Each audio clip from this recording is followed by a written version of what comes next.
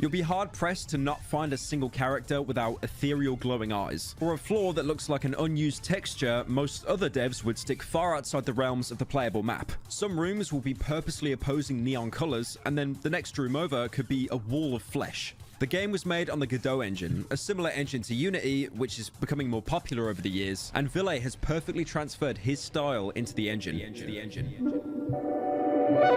Many people have compared it to LSD Dream Emulator, a PlayStation 1 title where you wandered around massively varying environments, with each transition taking you to somewhere that makes very little sense in the game itself. This game is so infamous that it's reselling for around $1,000. But the thing is, I don't really agree with the comparison, because even though it does have similarities with its randomness, there is consistency in the world, and it never reaches that point of being random just for the sake of it. It reminds me of a comic series I read that came out in 1990 called The Books of Magic. Near the end of the comic, the main character reaches the end of time, where the universe itself starts to break down. Environments become randomized and don't make any sense, with characters being made of different assets and backgrounds warping with each panel. It's definitely not the same art style as Cruelty Squad, but it still instills that feeling that this is far into the future and everything is barely holding together. All of it is beautifully packaged together with this PlayStation 1 aesthetic, complete with affine texture warping, which is that thing where everyone looks wobbly for some reason. Your arm wobbles, the characters wobble. Only 90s kids will truly understand. To the older generation on meaning like people born in the late 90s, early 2000s. Each map has its own unique aesthetic, like more corporate environments having marble floors and cool colored walls, with that consistency opposed in later levels, like a shopping mall having signs and advertisements wrote in either a placeholder font or the MS Paint spray tool, going completely against how corporations today will spend millions just to change their font or logo to be unique and stand out, when in reality they're kind of all just starting to look the same. In an interview with Level 3, Ville claims he used gothic grotesque elements from, you know, like how the Mario games, everything would have some kind of face and be animated. He's twisted this idea meant for children by having grotesque faces on walls, the armor people wear, and even some of the enemies being human bouncy castles, saying himself it's a sadistic game born almost entirely out of spite. Hey there, I like your stream and think you're doing a great job. I am impressed with your content, but I think there are some things that could. It's quirky for the sake of it. Thank you for the follow at The health bar numbers are so small, but the icon is so big. Why is the ammo counter a smiley face? IXD. It's so random and quirky how the UI is just so difficult and obtuse to use. Look at how bizarre these icons are. Here's your gold, kind stranger. Ville is totally aware of the criticism. That's why he posted a Wojak meme of someone mocking his work on his consumer soft products Twitter. This actually reminds me as well of someone summarizing my near 8-hour review of Utopia as the Yellow Killing Show. Looking more into Ville's public work, starting with his YouTube channel, he'll have purpose. So there's a lot of different ways to learn data, but most of them. Good, bro. I'm chilling. What's the DL at? Yeah. Artifacted anime intros called Serbian Nightcore version, and having characters he's designed in full military gear doing the floss. And there's even some shots from videos that look straight out of a Blady music video. Seriously, like I'm not even memeing. Like, what the fuck is wrong with Scandinavian people? He's also done multiple art exhibitions, like this one called Them No Combat, with a military vest and a severed arm on the rug, and the rug itself has a buff cat drawn on it. Doing a surface level dive into Ville's content, you might be left with, you know, the Walter White meme saying, "This person doesn't know what the hell he's doing." But there is definitely a method to the madness here. Some people will cope and say it's talentless random garbage, like the Instagram kid with a Polaroid camera, but there's comprehension of anatomy and style here. It's just not style that the world is used to. It's aggressive, unapologetic. Sometimes it seems like complete nonsense, but other times you can see shapes that you recognize. What is this method that Ville uses? I have no fucking idea, so that's why I traveled all the way to Finland to interview him to try and find out. TSKE as shit, probably. It's bro, I was passing the Benjamin around at the party yesterday, and like, bro, I know one of them was sick, bro. And I slept in a different crib last night, like, to like to. I don't even know, bro. That's Just a bad all. idea. Like I think there's like a big influence from like Nintendo. You're not good to do that. 64. Yeah, like, bro. I shouldn't what was it, do Mario 64? But I'm Yeah, chilling. I'm I chilling. can I'm definitely just see that in like some of the levels get and some stuff, definitely. Z's. You've got those You got a face textures humidifier. that kind of look like it's almost like the face looks a little bit smug. They kind of remind me of the what are they called? What are they? Yeah, the Wump, yeah, that's right. Cruelty Squad is an ugly game that wants to punish you. The Steam description page specifically states no Does your gym have a sauna sweat that shit out? No obvious tips Tight or beat. guides. Nah, apart that's from why I being took told that from the shower. first I was mission sweating for that you've been real in dunked that up in a shower. special combat cocktail. Ha ha ha. Lamau. Steam is so confused on how to even relate this game to modern consumers that the most relevant game I got in my suggested was Destiny 2. But before your first mission, you can visit your base of operations, the Cruelty Squad HQ, an oasis of love and friendship, as explained by your handler. The handler being the character Set your that gives you a humidifier mission up brief if you before got each Vicks, level. put They're one something. of the most integral characters in the game, and the only That model shit I right could there. find, apart from the moving icon, was a body model that they did for the original Cruelty Squad trailer. Upon Some entering, omit, the and if you have ambience tea, is make particularly some. friendly, giving you a We're gonna quick take some rundown of the NyQuil as facility. well. We're gonna take Welcome some to the NyQuil. Cruelty Squad headquarters. To the right, you can find the firing range and newly renovated kill box, perfect for honing your skills. Head left and you'll arrive at the lounge, perfect place to relax and recover after a hard day at work. Is there anything else I can do for you? Here, you're told the basics, like shooting a gun actually hurts people. Usually how you reload in most games. But in Cruelty Squad, to reload, you hold down mouse 2 and then physically drag your mouse down as to reenact dumping the magazine. To people like me that reload after every second bullet, this is terrifying. Because to reload, you have to make the active commitment of being completely defenseless, turning your mouse into a Wii remote playing tennis. It has similarities to Cry of Fear. In that game, when you reloaded, any bullets left in the magazine were just permanently lost. That doesn't happen in Cruelty Squad. You keep all the bullets, but it still creates a scenario where you can't just press a button and zone out while the game does the work for you. One game that Cruelty Squad is constantly compared to is Rainbow Six Siege. A game full of greasy god sweats that spend 18 hours a day with a magnifying glass taped to their screen, looking at a pixel to see if the color changes. And yeah, that's Jubilee pretty is much the good Cruelty content. Squad AI. Enemies are numerous and placed in areas Content usually should check where they that can out. get the drop on you. And much like in Six Siege, you have Yeah, the I've health watched of a some side Jubilee character in Breaking videos. Bad. So any kind of encounter, you'll die in 2 to 3 shots. Oh shit, one more thing. Let's get these lights on.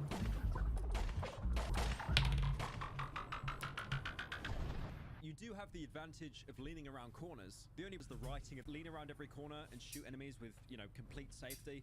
Like most modern games, there are hit markers. So yes, you can recreate the no Russian mission from MW2. With health being so low, stealth can be a more viable option. Enemies work on both visuals and sound. Using an unsilenced weapon or kicking a door instead of opening it quietly, and all the enemies in the vicinity will investigate what made the noise. Don't expect a detection meter or anything too complex here. Apart from a few rare patrolling enemies, for the most part, they'll just stand in a static position until they're disturbed. If they don't know where the noise came from, they'll start slowly rotating 360 degrees until something happens, looking like a microwave meal. When you're spotted, an eye icon will appear on screen until you've broken eyesight with whoever saw you. This feature is terrifying because if you don't know who saw you, you have about 3 seconds to figure out who did, 3 seconds to figure out who did, or you'll lose about half your HP. If anything, it reminds me of this game Siphon Filter I played on the PlayStation 1 as a kid. In that game, your character and a few boss enemy types had flak vests on, which meant that they could take a fair few rounds before dropping to standard health. When a character was at their base health, they'd die in pretty much 1 or 2 shots, like the Master Chief when his armor is broken.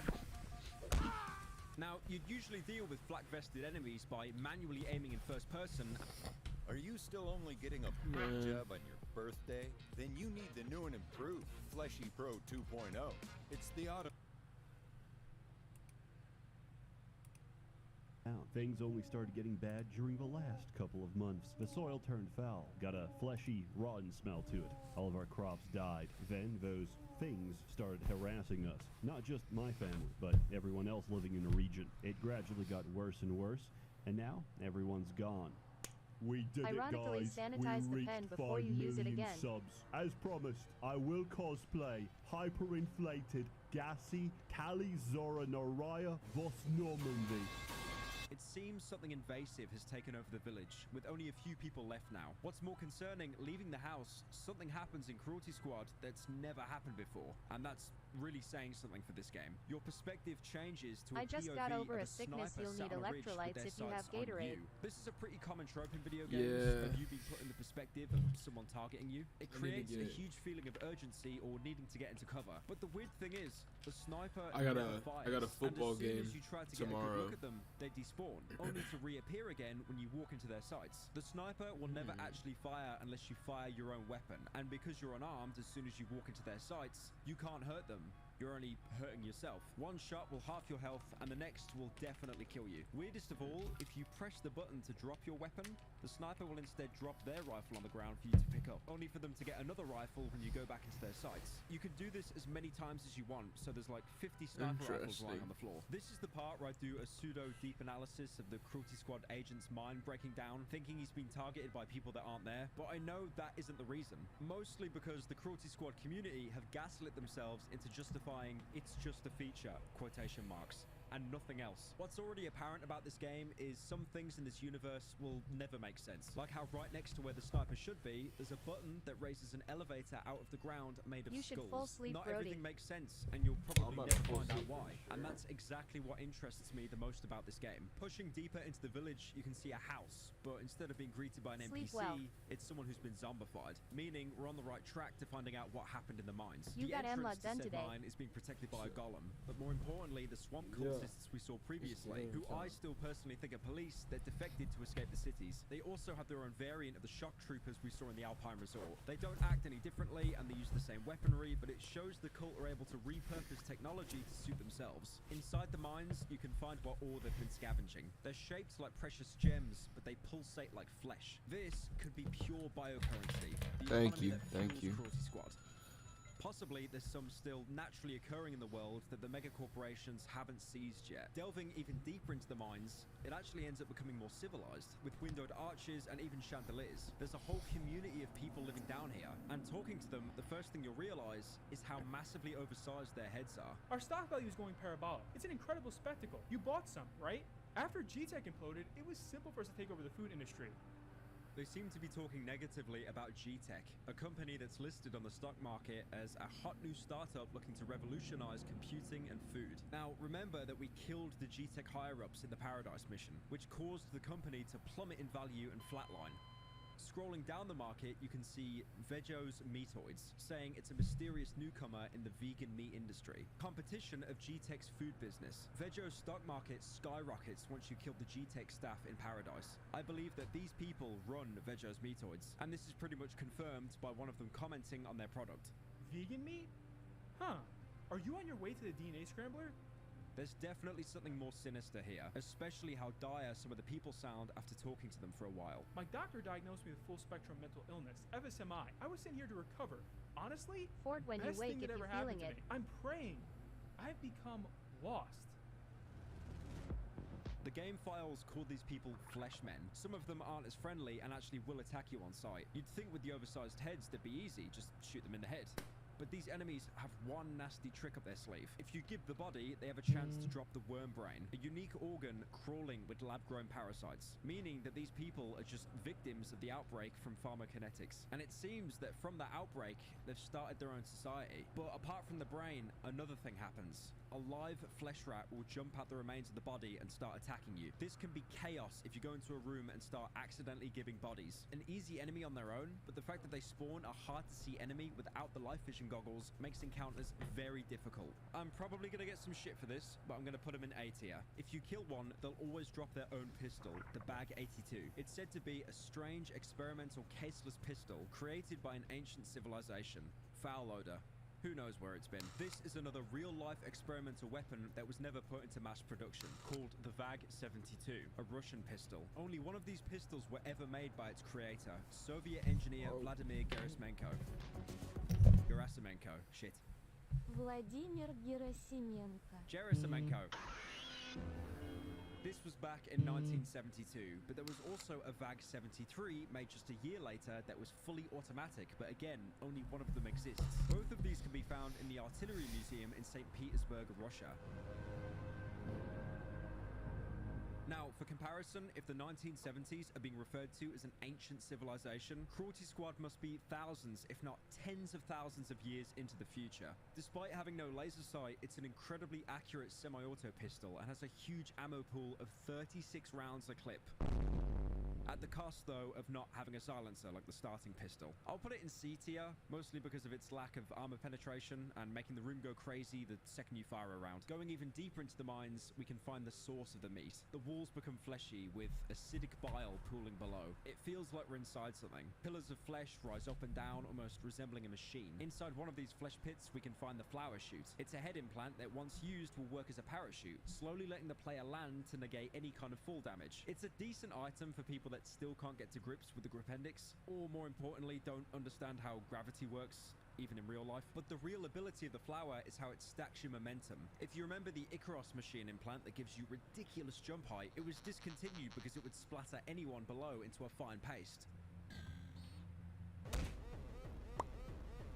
Well, now you can do that with no risk of death for yourself. Regardless of that, I've never really used it. Put it in C tier. It's funny, but it's not really essential. What's more interesting, though, are its lore implications. The description stating a skull-shaped flower of extraterrestrial origin. It could be possible that the flower enemies you've seen dotted across the maps aren't actually the result of splicing, but instead some kind of extraterrestrial infection that took over a once human's body. When you kill a flower or give it, it will drop human organs and has no unique organs of its own, like a psycho or necromech. Some of the walls inside the fleshy mass gnash like teeth. You'd think you'd die being crushed like so many other video games, but in typical Cruelty Squad fashion, just to be bitter for the sake of it, you don't die, but instead you're pushed out of the map entirely, which, unless you know how to get back into the map, which you probably don't, you'd have to restart. Getting into the main target's room, we can finally talk to Michael Brain, looking much like the other flesh rat infected humans, but instead wearing a purple shirt. Unfortunately, he doesn't have any unique dialogue compared to the other fleshmen in the level, so you won't get any lore out of him. But the fact his name is Michael Brain must mean something. He's the CEO of Godhead Industries, a company the handler himself looks up to.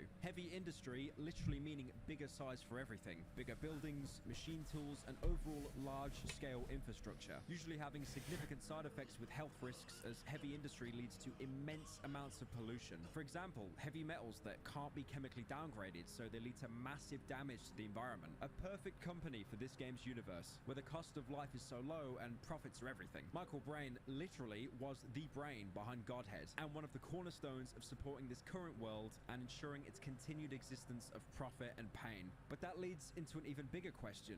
Why did the handler want his biggest idol dead? Well, like he said himself, even though he was a great guy, he became a bit of a flake.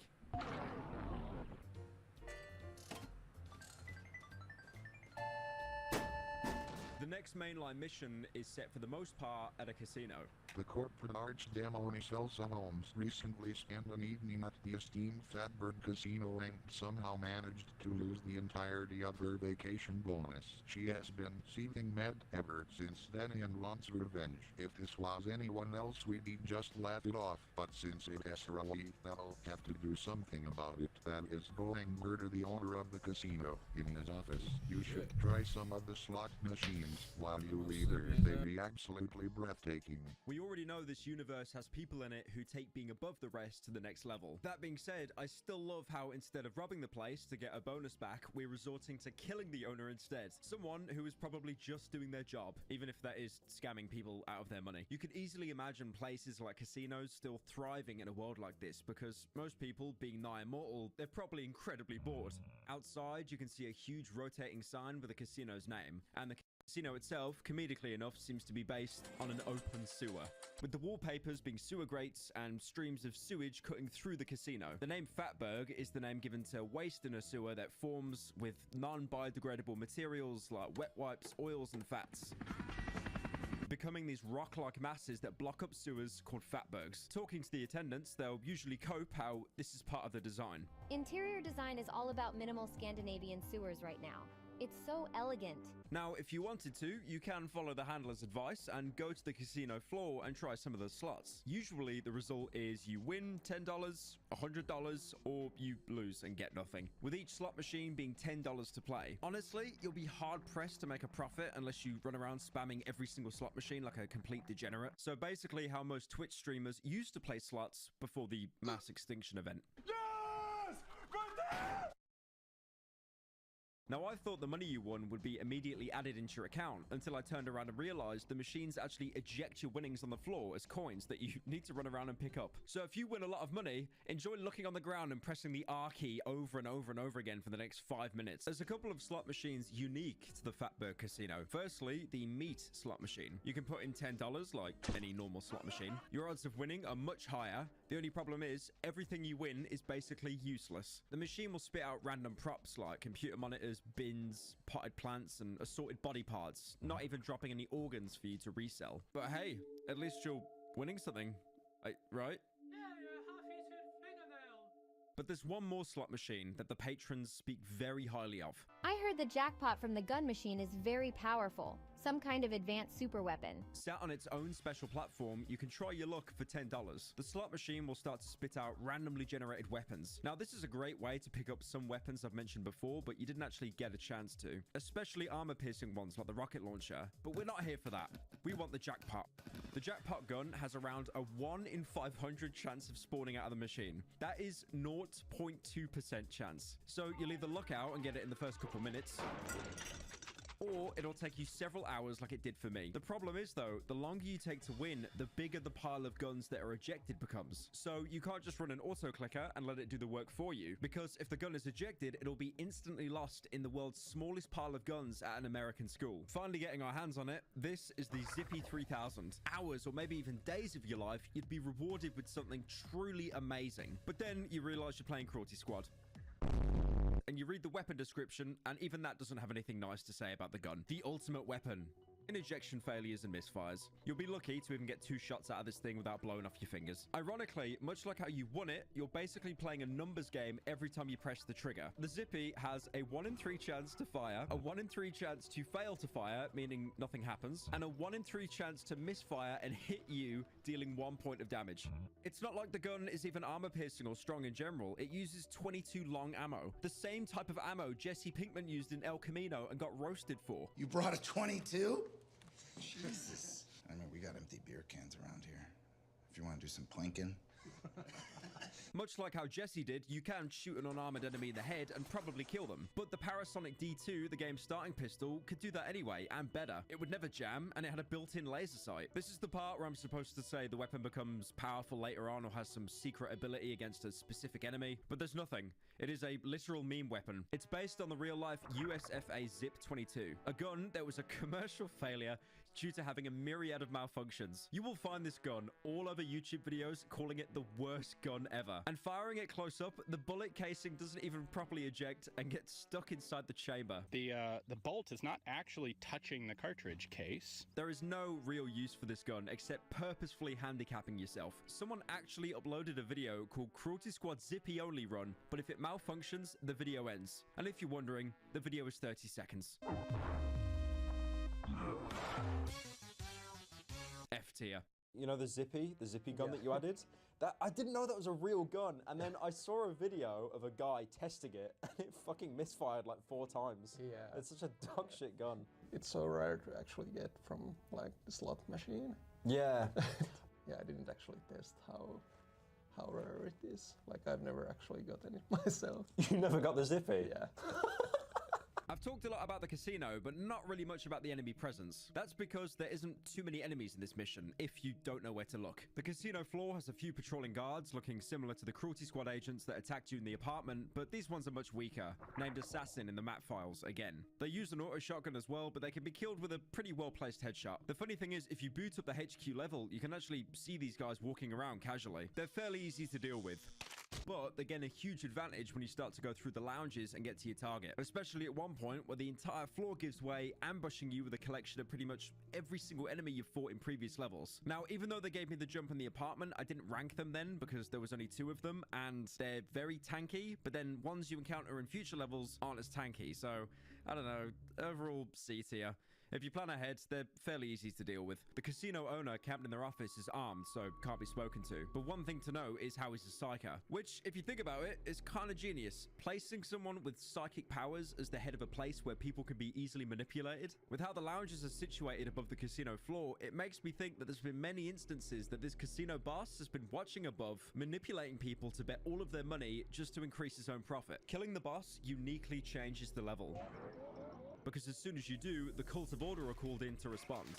Probably because this directly hurts their budget more than anything. They show up outside in force, they're fairly easy to deal with, but you can always just slip out through the back through the sewers to escape the encounter entirely.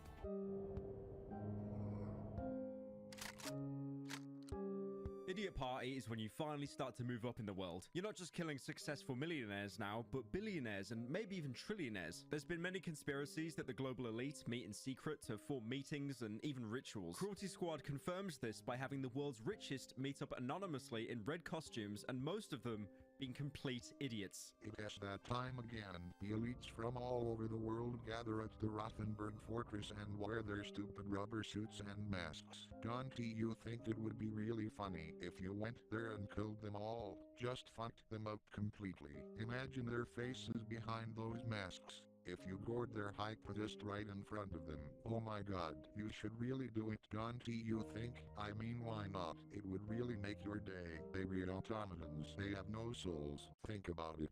Firstly, this mission takes place, again, in a real-life location, the Rothenburg Fortress. This is a fortress in Germany that was built as early as the 1300s. It's a fairly low-level construction, and the level mimics that, being nothing more than a few stone walls on the outside. But inside, there's a huge network of rooms leading hundreds of feet into the ground. Secondly, the handler's description of the mission is much more unhinged than any previous description. The objective on the bottom right is usually to kill, liquidate, annihilate, gut, remove, or murder the target. But here, the description is acquire, control, unlimited power. This isn't Cruelty Squad being subcontracted anymore. The handler himself wants you to target the elites while they all meet, so he or you can slurp up all the remaining power. The Idiot Party itself is split up between two groups of people wearing rubber suits. Firstly, the non-hostile members in red. These are the secret world leaders who will usually comment on how easy it is to even join the cult. Tired of people calling this a secret society. Anyone can join if they merely deposit the yearly $1 billion membership fee. Sorry, what did you say? I was thinking about controlled depopulation. There's far too many of us on this planet. No one cared who I was until I put on the mask. Oh my, I know it's plebeian, but I simply love popular culture. And then some of the other, even more stupid ones will mistake you for someone else entirely. Please go to the changing room and get dressed. Looking at your body, I assume you're one of the blue uniforms? Do as I say. The blue rubber uniform people are the security at the event. These guys are a mix of all the previous enemies in the game. Some have snipers and skirts, like the snipers in the Swamp Cult. Some carry around AMGs, like the Necromex would use. To carry around these huge guns, they had to hit the gym, probably with the help of several tubs of smelling salt.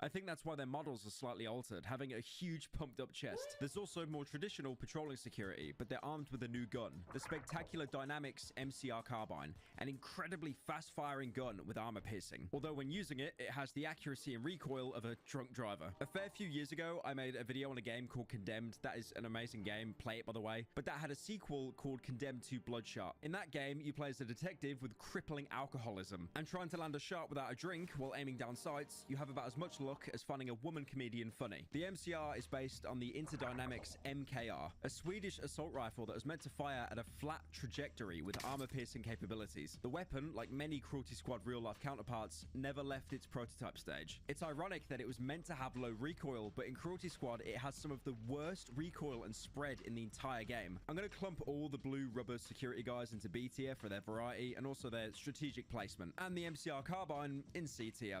Armor piercing's great, but the recoil, it ain't it. The Idiot Party probably has one of the weirdest and most dangerous map layouts. Making your way down through the levels, eventually you'll hit a dead end. So the only way to make progress is to jump from one window to another to keep going. You can try to use this rotating platform that looks like it was straight out of Total Wipeout, but if you miss, you'll hit the bottom layer. And instead of dying of full damage, you'll be thrown into orbit at aggressive speeds that even something like the Gripendix can't stop you from turning into a mushy paste.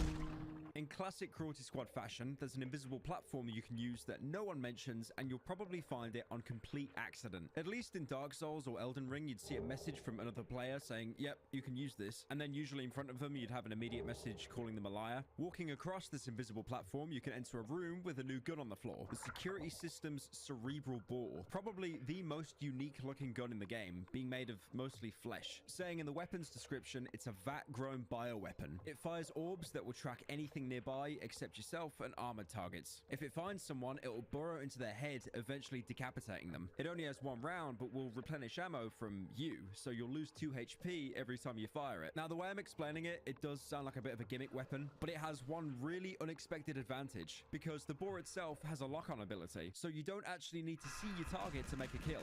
Trust me when I say this, use this gun like you're playing the demo man in Team Fortress 2.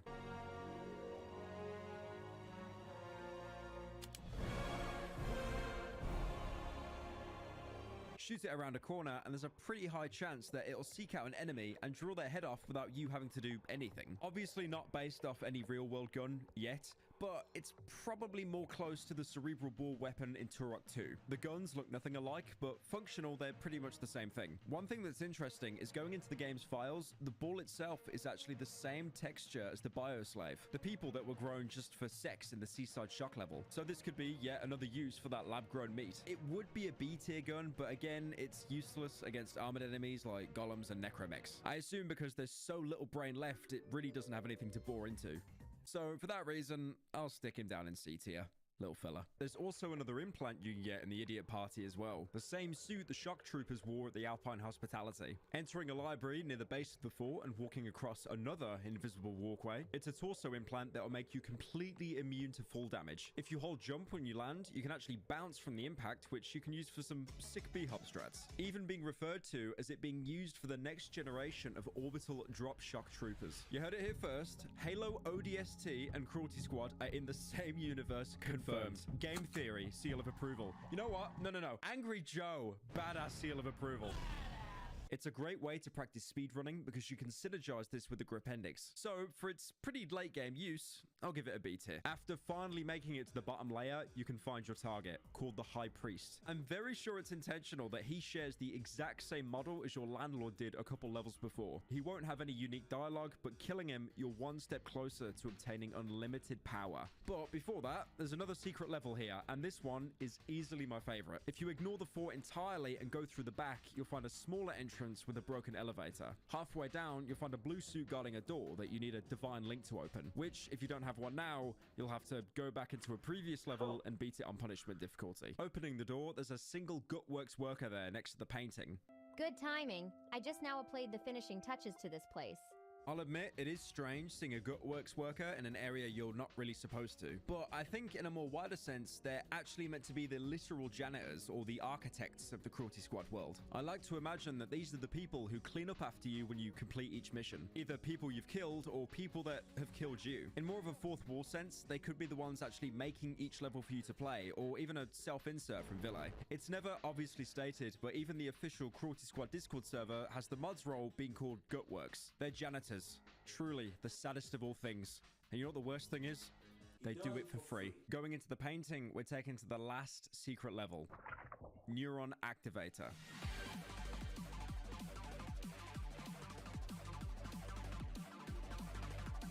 The level, if anything, probably gets its name from the amount of times you'll be torn to shreds while having an epileptic seizure from all the flashing lights. This map is split into 2 parts. A huge multi-story club with different dance floors, VIP areas, and the leftovers of the Idiot Party and a manager's office, and the other part being the surrounding streets outside it. It's one of the more unique maps, and it's one of the few maps with no actual skybox, but instead taking place entirely inside a cave that people have chose to live in. It's slightly based off the real-life Kai nightclub in Helsinki, Finland, where Ville, the game's developer, is originally from.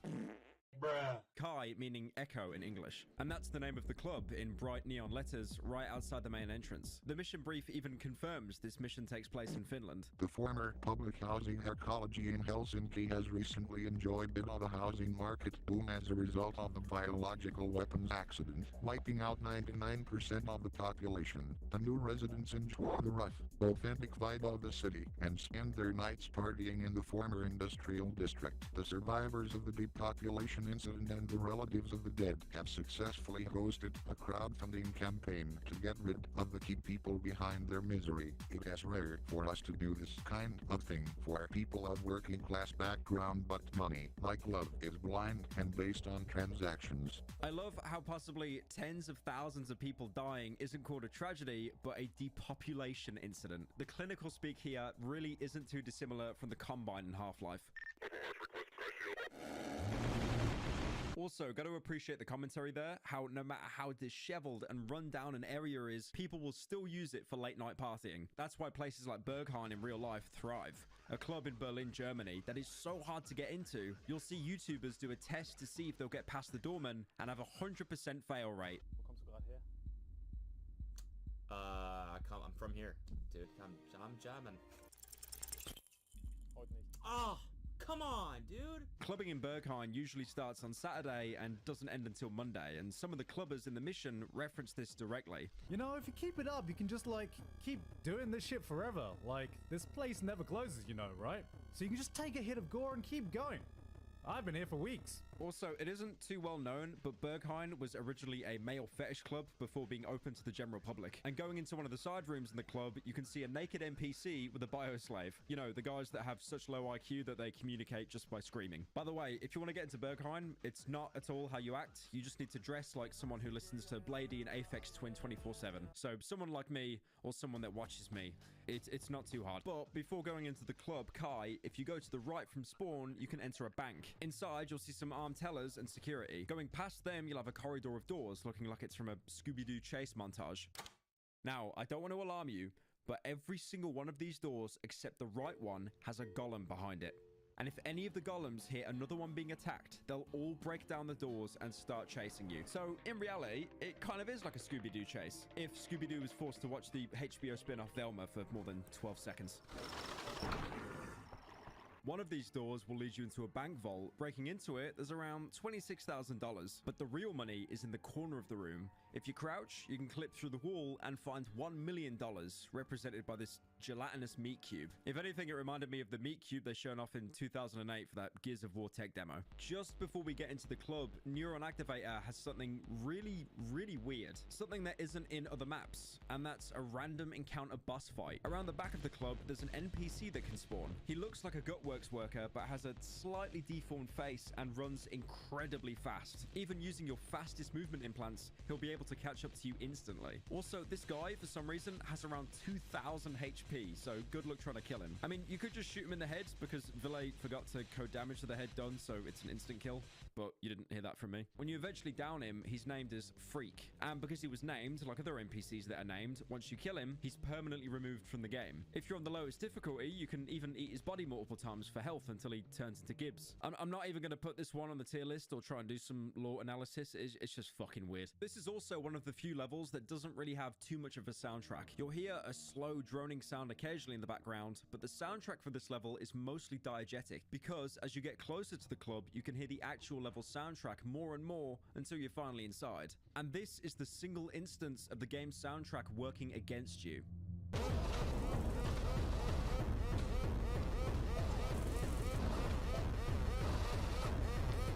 Combined with the flashy lights and low poly detail, it's incredibly hard to make anyone out. And the new enemy of this level takes full advantage of this. The final employee of Security Redefined, the Nailer. He's the cousin to the Elite, usually dotted around the levels. The only difference is they always have a baseball cap and the Security Redefined logo on their back. You'd be able to spot them normally, but on the dance floor, they blend in incredibly well. So you'll have to slowly pick them off like you're playing Where's Wally. Or you could, you know, game end everyone inside the club because there's not really any penalty for that. They have zero armor. They're not stronger than even the starting security in pharmacokinetics, but the weapon they have is easily one of the best in the entire game. The Parasonic MP1 Nailer, the third and final parasonic weapon in the game. It fires ultra-high velocity flechettes at an incredibly high rate of fire. For comparison, each magazine has 100 rounds, and it only takes about 2 seconds to empty the entire magazine.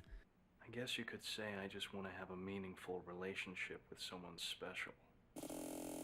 Also, it's silenced because the guards using it want to take out their targets without causing a scene. But in your hands, it's the best stealth weapon in the game, having a laser sight like the D2 starter pistol, meaning incredible recoil control and spread. And also, because the nails are coated in depleted uranium, it's armor piercing. So even necromechs and golems will eventually get put to sleep. This is a weapon I still use now, even when replaying the game. It's incredibly versatile, and even with its ridiculous ammo count, it can still kill most unarmored enemies in a single shot to the head. The only issue with it is without the ammo gland, you'll basically never find more ammo for it outside this level because the gun is so unique. But overall, I gotta put it in S tier. It's an amazing gun, and if not your main gun, it's a great sidearm. If you manage to go around the club without shooting everyone, you can talk to some of the local Finnish people to see what their thoughts are on letting everything loose. Most of them completely unable to separate relaxing from work, somehow melding the two together. Biogenetic value accumulation. I'm transacting value to everyone around me. I'm keeping my body primed and my mind sharp. All of my coworkers want to fuck me. I'm here to increase my libido. You can even meet someone in here so noided that they realize that they're in a video game. Theory time.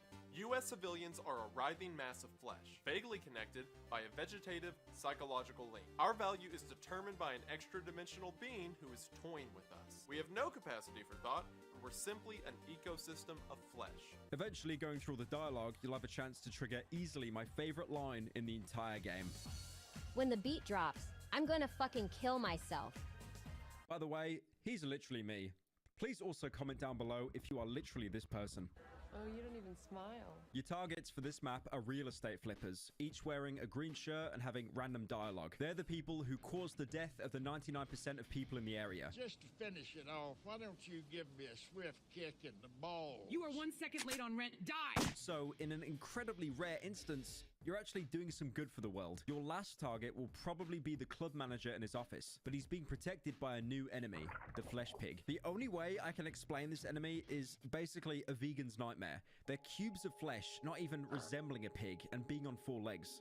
Once they spot you, they'll become invisible, similar to your stealth suit, and rapidly charge at you, dealing insane damage. If that wasn't bad enough, as a parting gift, they'll also give you toxic shock if they bite you. So usually you'll be rammed once or twice, and the poison will finish you off. They have no armor, but incredibly high health. Now, my game theory behind this enemy is because it's already been established that meat is basically its own currency because of all of its uses. This was a way for companies to store semi-sentient meat in an efficient way until it was used for something else, like a bioslave or weaponry. And an explanation for why they go invisible and attack you is because you're not attacking a flesh pig, you're actually attacking someone's personal investment. So they've put in some countermeasures to stop you from doing that. I sound like a complete schizo, but yeah, A tier. They're pretty scary, even if they're very infrequent. After the flesh pig, you can reach the manager's office and you can actually talk to him. Whoa, you look cool. I'm Earl. I run this freaking epic club complex. It used to be a factory of some sort, but now it's been cleaned up and looks fucking sick. I bought like half of this ancient archaeology, and it's made me rich as fuck. Fast cars, luxury vodka, gaming biopod, you name it, I have it. I've already set my eyes in another one of these archaeologies. I can't believe no one else has come up with this business yet. It's so easy and 100% legal. I have party syndrome.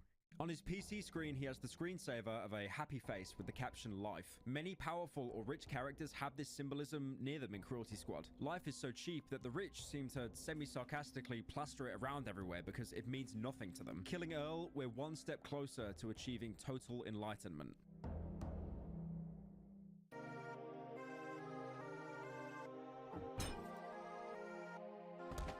Office is where we take the fight to our employers directly, your handler making even less sense than the last main mission brief, with the only target here being pain. You have to return the 4 subarchons to Null. You have to eliminate the cat Elsa Holmes, exterminate the pests, Kira Hole in control, font control. You can do this. You have rendered the wires in your head. Your control over destiny is absolute. You can overpower death. Life is meaningless. Elsa Holmes was the archdemoness we were told about in the casino mission. Someone so powerful that she had the head of a casino killed just because she lost her money there. Are you a manager? Who's the manager? The brief sounds mostly nonsense, but it'll all make sense soon. Starting on a park bench similar to the Hitman Sapienza mission, best new Hitman mission ever, by the way, you can see the office building. It's a towering monolith. And if you're wondering, yes, pretty much every single floor is explorable. 12, whatever. The ground floor is covered by heavy security and golems. Nothing we haven't seen before, but the statue in the center shows a figure textured in the Divine Light hood overlay. This company values it because, as we've already established, being in Divine Light, you're not just alive, you're pushing life to its limits, experiencing new things, as opposed to Power and Misery, where you're just a disgusting flesh cannibal devoid of your own thought. On top of the statue, you can find another implant, the Funk Grunters. These are a direct upgrade to the Gunk Boosters, giving you the ability to do a triple jump. Apparently these things aren't too popular due to the large uncomfortable container sacks installed below the buttocks. These are one of the best implants you can get to synergize with the Gripendix, because pretty much no matter what height you fall from, spamming this will negate the fall damage. And even without the Gripendix, a triple jump is very useful to reach areas you couldn't on your own. Or you could use the third jump to course correct when you're about to miss a ledge. Overall, A tier. Great equipment to use in previous levels. Because the majority of this level is set in an office, you can speak to the workers here, mostly devoid of any joy, and pray every day that some catastrophe happens so they don't have to work. Out of everything we've seen in Cruelty Squad, this is the one aspect in real life that is not exaggerated. All our systems have been down today because of a logic bomb activated by a former developer. I'm not supposed to say this, but I'm glad it happened. What, fucking piece of shit computer. There's a multitude of different backgrounds working here. You even have the average Steam reviewer trying to run the latest game on a 2012 laptop. They're saying that Gorbino's Quest doesn't run on my PC because of the game engine. I'm not having that. I'm gonna leave a negative review. Also, remember earlier on I talked about NPCs having basically no pathfinding and they just walk into water? Well, that kind of applies here as well. If you break any of the windows in the upper floors, wandering NPCs are never coded to stop themselves from walking off ledges, so they'll wander off the edge like a Goomba, usually dying of fall damage. Guys, this is a PSA. Never work in an office. Be a YouTuber instead. Inside one of the office cubicles, you can find a new weapon lying on a desk, the Bolt ACR. The back end looking like an M16, but the front looking like a Hadron Collider. The description says the goal was to create an energy weapon that would need no reloading. They were successful, but the side effect being it's basically a portable radiation emitter. Firing the ACR will emit a cloud of blue gamma radiation a few feet in front of you that will usually kill anything that isn't armored. A gun so dangerous that it sounds like a middle-aged smoker when you fire it.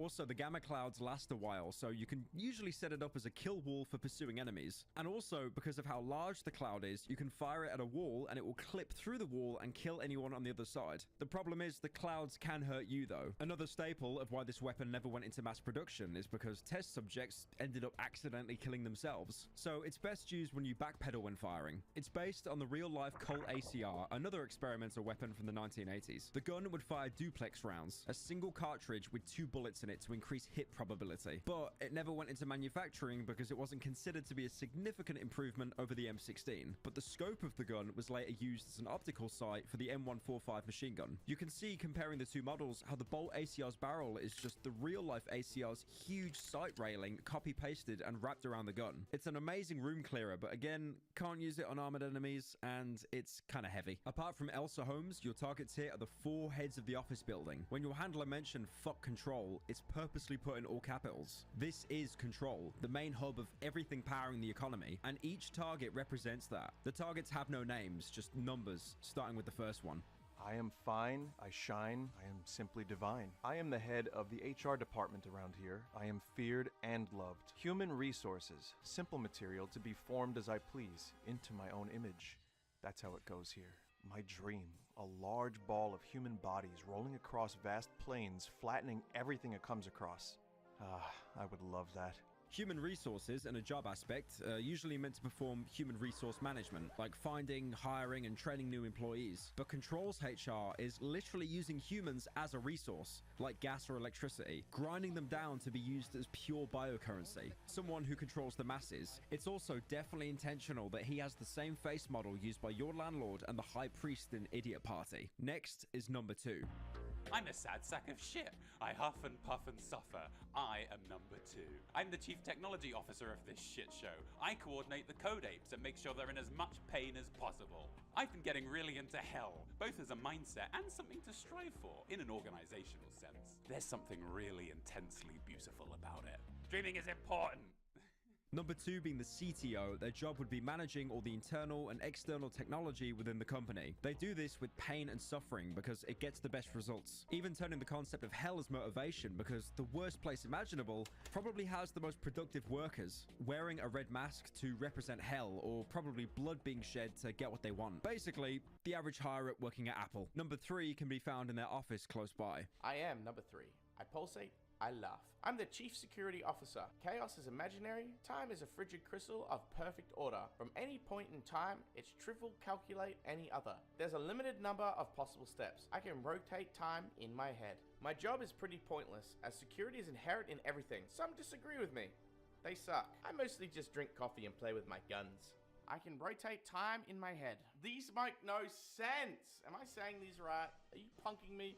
Is this a fucking prank? Number 3 being the CSO means they're in charge of the company's physical and digital security. But their role is pointless because security is a part of life in this universe. Every level you've been in has been loaded with security. Police, necromechs, golems, and they don't even comment on you traversing the game and taking out their targets. Probably because Cruelty Squad, the company, is a subsidiary of Control. So if you took out a target, it's because Control allowed it, usually to grow its own shares. The realm of order in this world is so concrete that even an outlier like you is accounted for as an asset. And finally, there's number 4.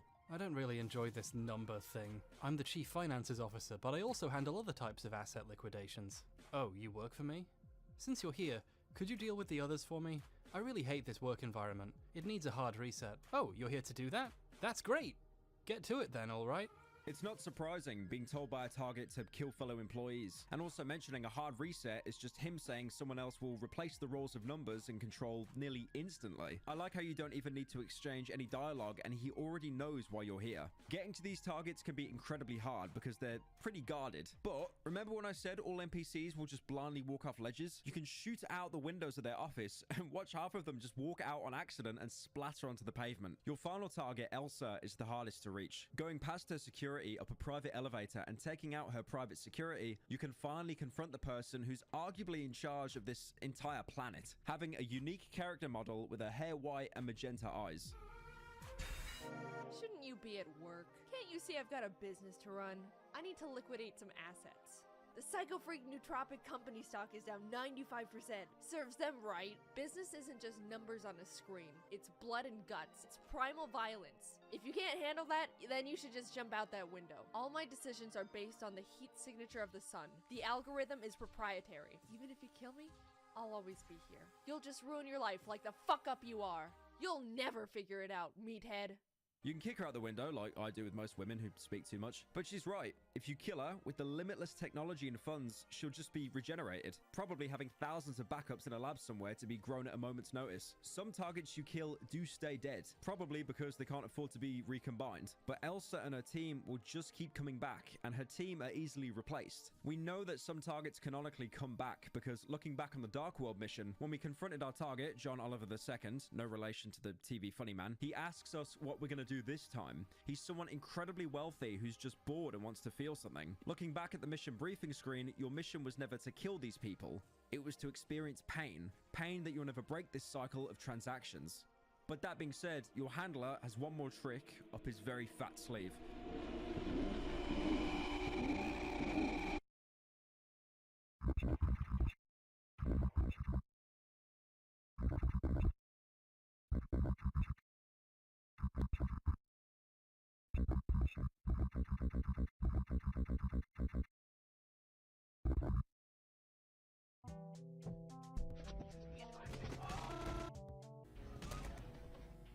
The Archon Grid is the final level of Cruelty Squad. Reality itself is breaking down. Huge floating platforms advertise punishment, and walking through doorways, the architecture transitions to completely different levels, with the textures on the walls warping and changing. Dark Souls comparison incoming. I'm sure it's like the 5th one now, but it reminded me of the Dreg Heap in the Dark Souls 3 DLC, The Ring City. The entire world is converging in on itself because the world is ending, and in the distance you can see buildings slowly being sucked into a black hole.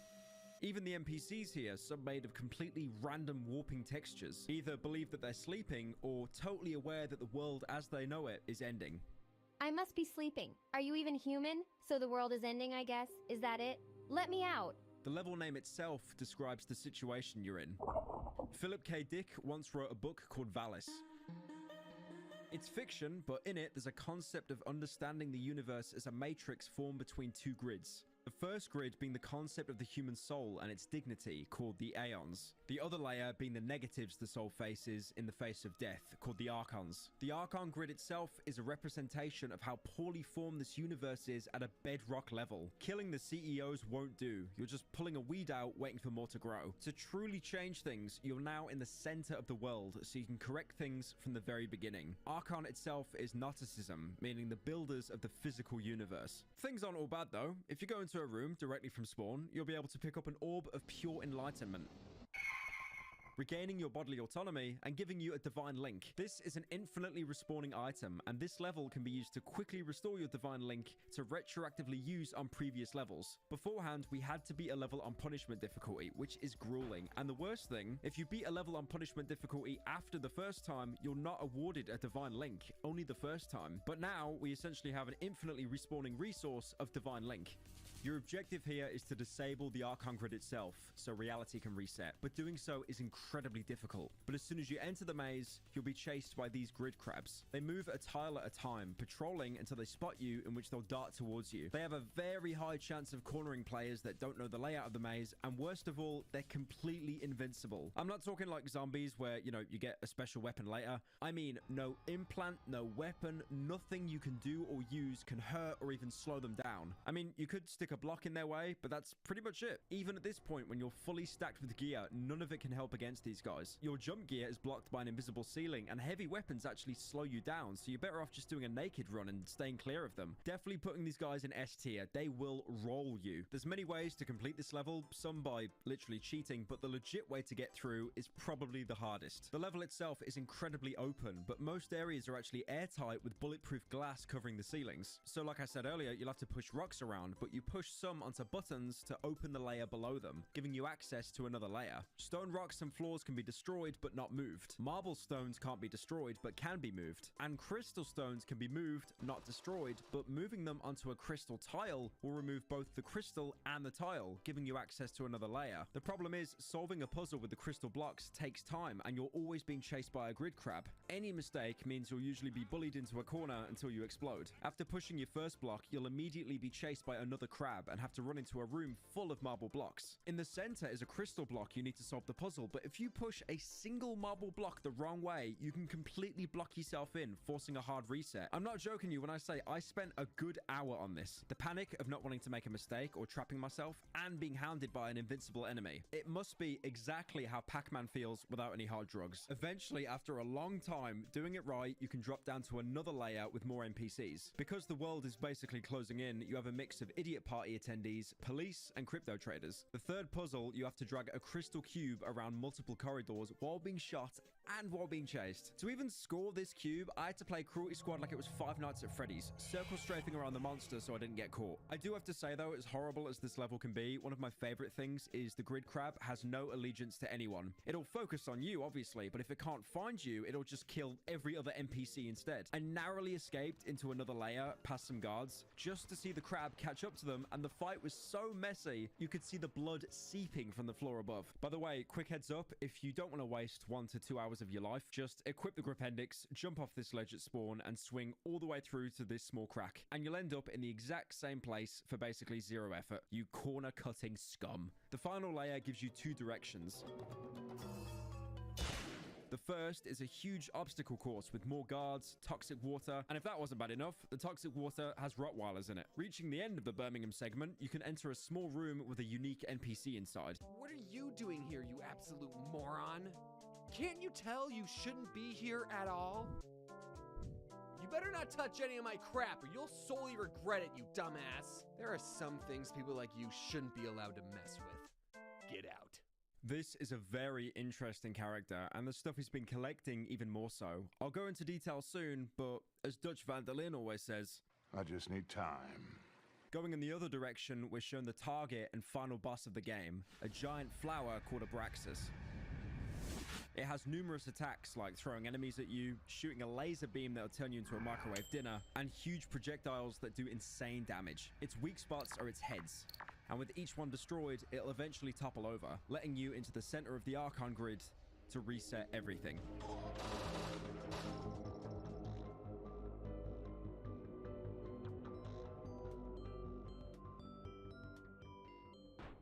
You emerge from a long and weary sleep.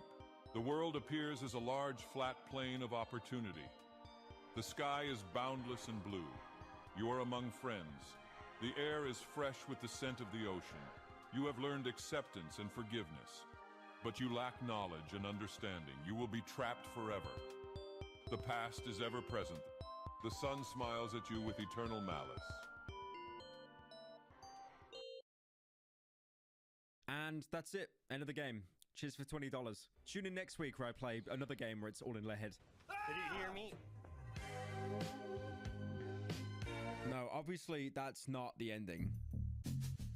But you are booted straight back to the menu with nothing new added or any new rewards, so where do we go from here?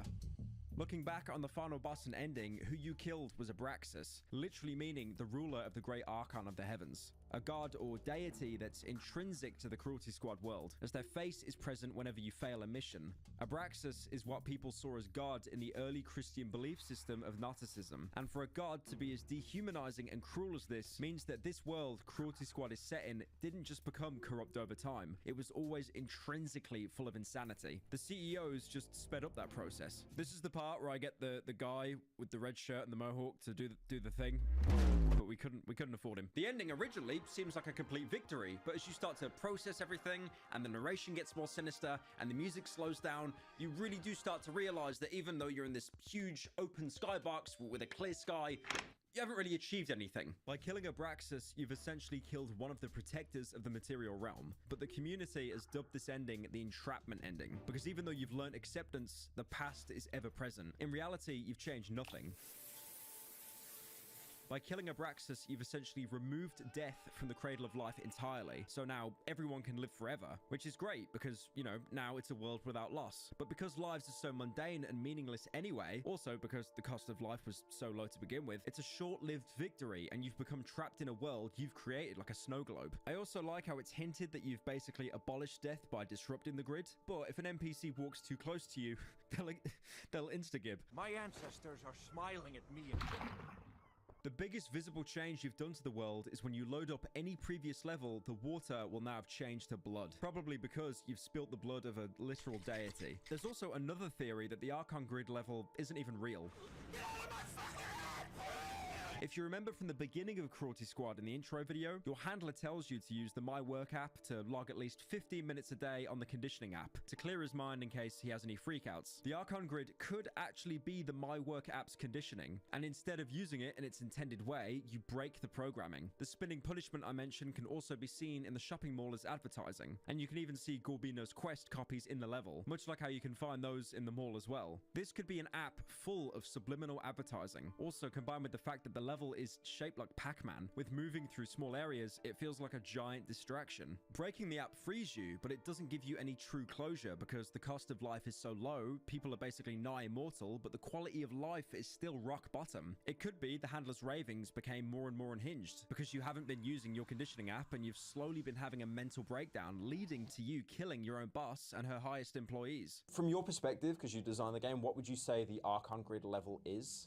Because a lot of people I've seen say it's kind of basically just a video game, but in a video game. I was thinking about some like Gnostic like mythology back then, and like the boss is this like Abraxas, who is like this like Gnostic. It wasn't really like thought out.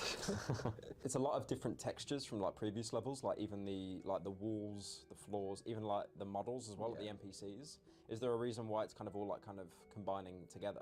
Yeah, I guess it's like reality is somehow like breaking down. There's no real explanation. Game theories aside, no matter what the outcome, this still obviously isn't a complete conclusion. So let's dig a little deeper.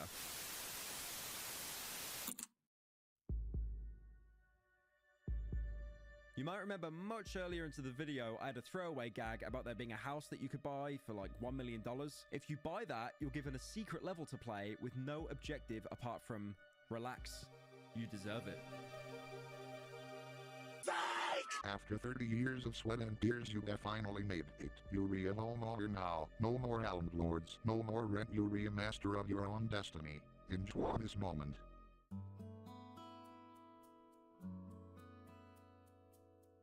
Loading up the level, that handler weren't lying. That house can exist on the property market. You now have your own house that you can explore. The garage even has a car in it that you can get in and drive around, like on the Paradise level.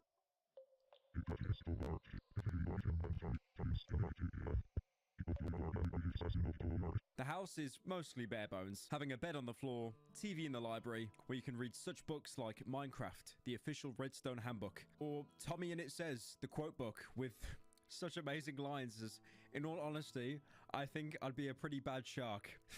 Fucking hell, people buy that. Cancer, Jesus. Seriously though, if Ville ever Message updates me on Crawley Squad, Discord which when I'm you up. pretty sure he won't, I hope he had some kind of shop where you can buy You'll pointless hop on upgrades Ford for your with ya. house. Going upstairs, you can see copies of Gorbino's Quest littered all over the floor. And hearing a faint breathing in your attic, you can find Snurby again, now with a new line of dialogue. The timeline here is under the influence of conflicting reality bubbles. There's nothing you can do about it. This gives the impression Snurby is a watcher, someone that can see the universe and all of its outcomes, but can't directly influence them, only observe and record them. He's basically implying that no matter what you've done at this point, everything matters and nothing does. Each reality where you change the Archon grid is contained within its own reality. You'll see what that means the further you explore this level, as it makes less and less sense. Now, as soon as you leave Jesse Pinkman's house, you can see 3 towering creatures made out of reflective orbs. They seem to be minding their own business, that is until you go anywhere near them. They're called snakes in the game's files, and they can be killed, but they have insane health. As soon as you get close to them or try to take one on, it will shoot a slow-moving continuous laser beam similar to Abraxas. If it makes contact, it'll kill you pretty much instantly. Shut the fuck up, I will fucking laser. Your best strat, now imagine any player in CSGO or Warzone with a sniper. Instead of being perched like a normal sniper would, waiting for your target, you jump strafe around quickly scoping, because you just self-diagnosed yourself with ADHD and the Ritalin doesn't arrive until next week. If you do manage to kill them, their head will fall off and you'll be given a unique reward for each one. I bestow upon you power.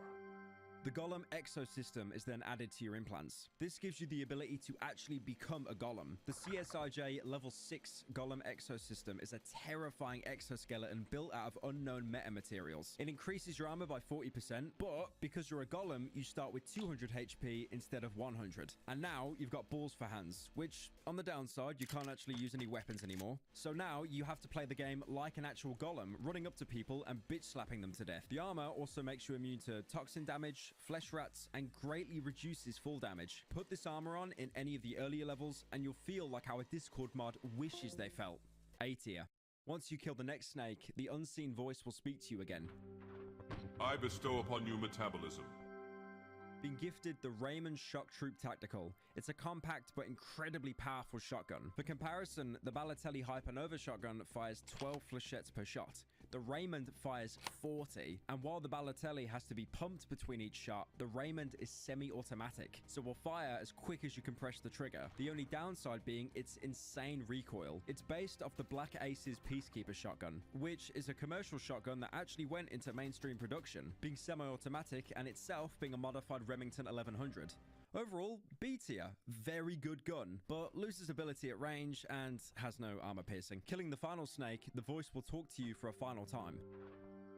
I bestow upon you financial freedom. After which, $1 million will be added to your account instantly. But I think at this point, $1 million really isn't a lot to us. Exploring more of the map, you'll realize why you have a car, because this level is enormous. One of the biggest in Cruelty Squad. It's basically a huge valley sparsely populated by other houses. You'd think they'd welcome you as their new neighbor, someone else that's finally made enough capital to escape the system, but it's quite the opposite. You're the one that moved into that old house. Know that you're not welcome here. You won't last a month. City fuckers like you don't have the guts for real country life. Wouldn't visit the town if I was you. Might get shot. People are on the edge with augmentoids like you. Please leave. I don't want to be caught talking to a city fucker. Go. Now. It seems that this is a real tight-knit community that doesn't like outsiders. There's 2 more houses you can visit before heading into the town where the targets are. The first is a woman on an isolated mountaintop. I follow the teachings of Fuckbro99. No idea who Fuckbro99 is, but if they're successful in this world, they probably run some kind of crypto side hustle YouTube channel like Mr. Beast once did, telling people to invest, while also telling them to eat 19 eggs a day and get their protein and sell supplements on the side. The final house before the village is actually a rare occurrence of someone being genuinely nice to the player. Name's Brad. I'm the village's carpenter. See, I'm not like the others. I don't care where you're from. Business is business. They detest me, but none of them can work with wood at all. They've tried, and one of their houses just ended up collapsing. They need me. Still, I'd stay away from the village. You never know what those people will come up with next. The air around here can cause severe psychological damage. Brad also tells you to stay away from the village, but in a much more friendlier way than the first neighbor, both of which can be killed and will never respawn. So the best thing to do is to put the first neighbor to bed forever and let Brad get on with his carpentry in peace. But neither neighbor was lying to you. That town is heavily defended, with armed villagers covering most corners. I'm not going to put these guys on the tier list because they're basically reskinned idiot party security, but they dress up as normal civilians, so it might actually be harder to spot them. Non-armed NPCs can be spoken to, but will just mock you for even being here. You won't last 5 seconds around here. Our traditions are focused around power. Power flows from the soul. I can tell you have none. Full spectrum mental illness is a disease of the spirit. Cleanse yourself with death. The last line is a direct reference to what one of the residents of the mines was suffering from. This is a cult of people that don't believe in the way the world is being run, so at least both of you can come to some slight agreement. There are 3 targets on this map, and when confronting them, they have a shiny blue head, not too dissimilar from the snakes you killed at the start of the map. And what they say is probably the biggest piece of the puzzle to understanding the world. The first of the Triagons was born of malice. It grasped the flow of the solar terror with both hands and perched on top of this doomed world. The germ is born. It looked up into the sun, beyond the veil of power. It extended its bulging vascular arms through the boundary and it took its share. The disease spreads. It assumed total control of the biological shape of things. It became the primal engine of technological progress. And so, everything started to twist and turn, pulsate and pump. The infection is final. From this, we understand the Trigons aren't the original creators of the world. The first Trigon grasped the flow, but didn't create it. It was already there to be taken. Born of malice, this Trigon germinated the world. It created life as we know it, but this life was unruly and spread like a disease with no order to it, just mindless flesh. Ville has even said in interviews that Earth is more of a living entity capable of consumption and metabolism. The Earth itself is alive. Abraxas that you killed in the Archon grid could have been a representation of the first Trigon. Alternatively, Abraxas could have been some lower deity, and the voice speaking to you at the end of the game is actually the first Trigon, with one of the lines reading, "The sun smiles at you with eternal malice." And this Trigon was born of malice. He was #1! But what we do know is that this was the first Trigon, and it shortly gave birth to the second Trigon. When the second Triagon descended from the newly emerging mass of life, the world was mired in confusion and chaos. The overwhelming clutter of biology got on its nerves, and it demanded calm. The feeding begins. It was visions of guts, of decay and metabolism. The opportunity had come to extend a cavern of intestines deep into the ground, to start processing the glut of excess organic mass, to introduce limits of writhing. Caloric acid, existence became a scarce product, and the nerve bags came to detest the limit. Suffering was born. The second Triagon was content with its power, and it was happy. Metabolic domination. The Trigon that gave birth to life shortly after spawned another Trigon that introduced the concept of death to the world, giving life itself more scarcity and therefore more value. The second Trigon did nothing except take away excess. It trimmed the fat off endless life and therefore gave some kind of balance to the world. And after that came the third and final Trigon. The third Triagon was born of death. It saw that the world was radiating excess energy. It wanted to put great things into motion, but greatness wasn't possible without value. The first transaction, it took its blade and cut a large hole into the boundary, creating a sudden flash of high-volume transactional power.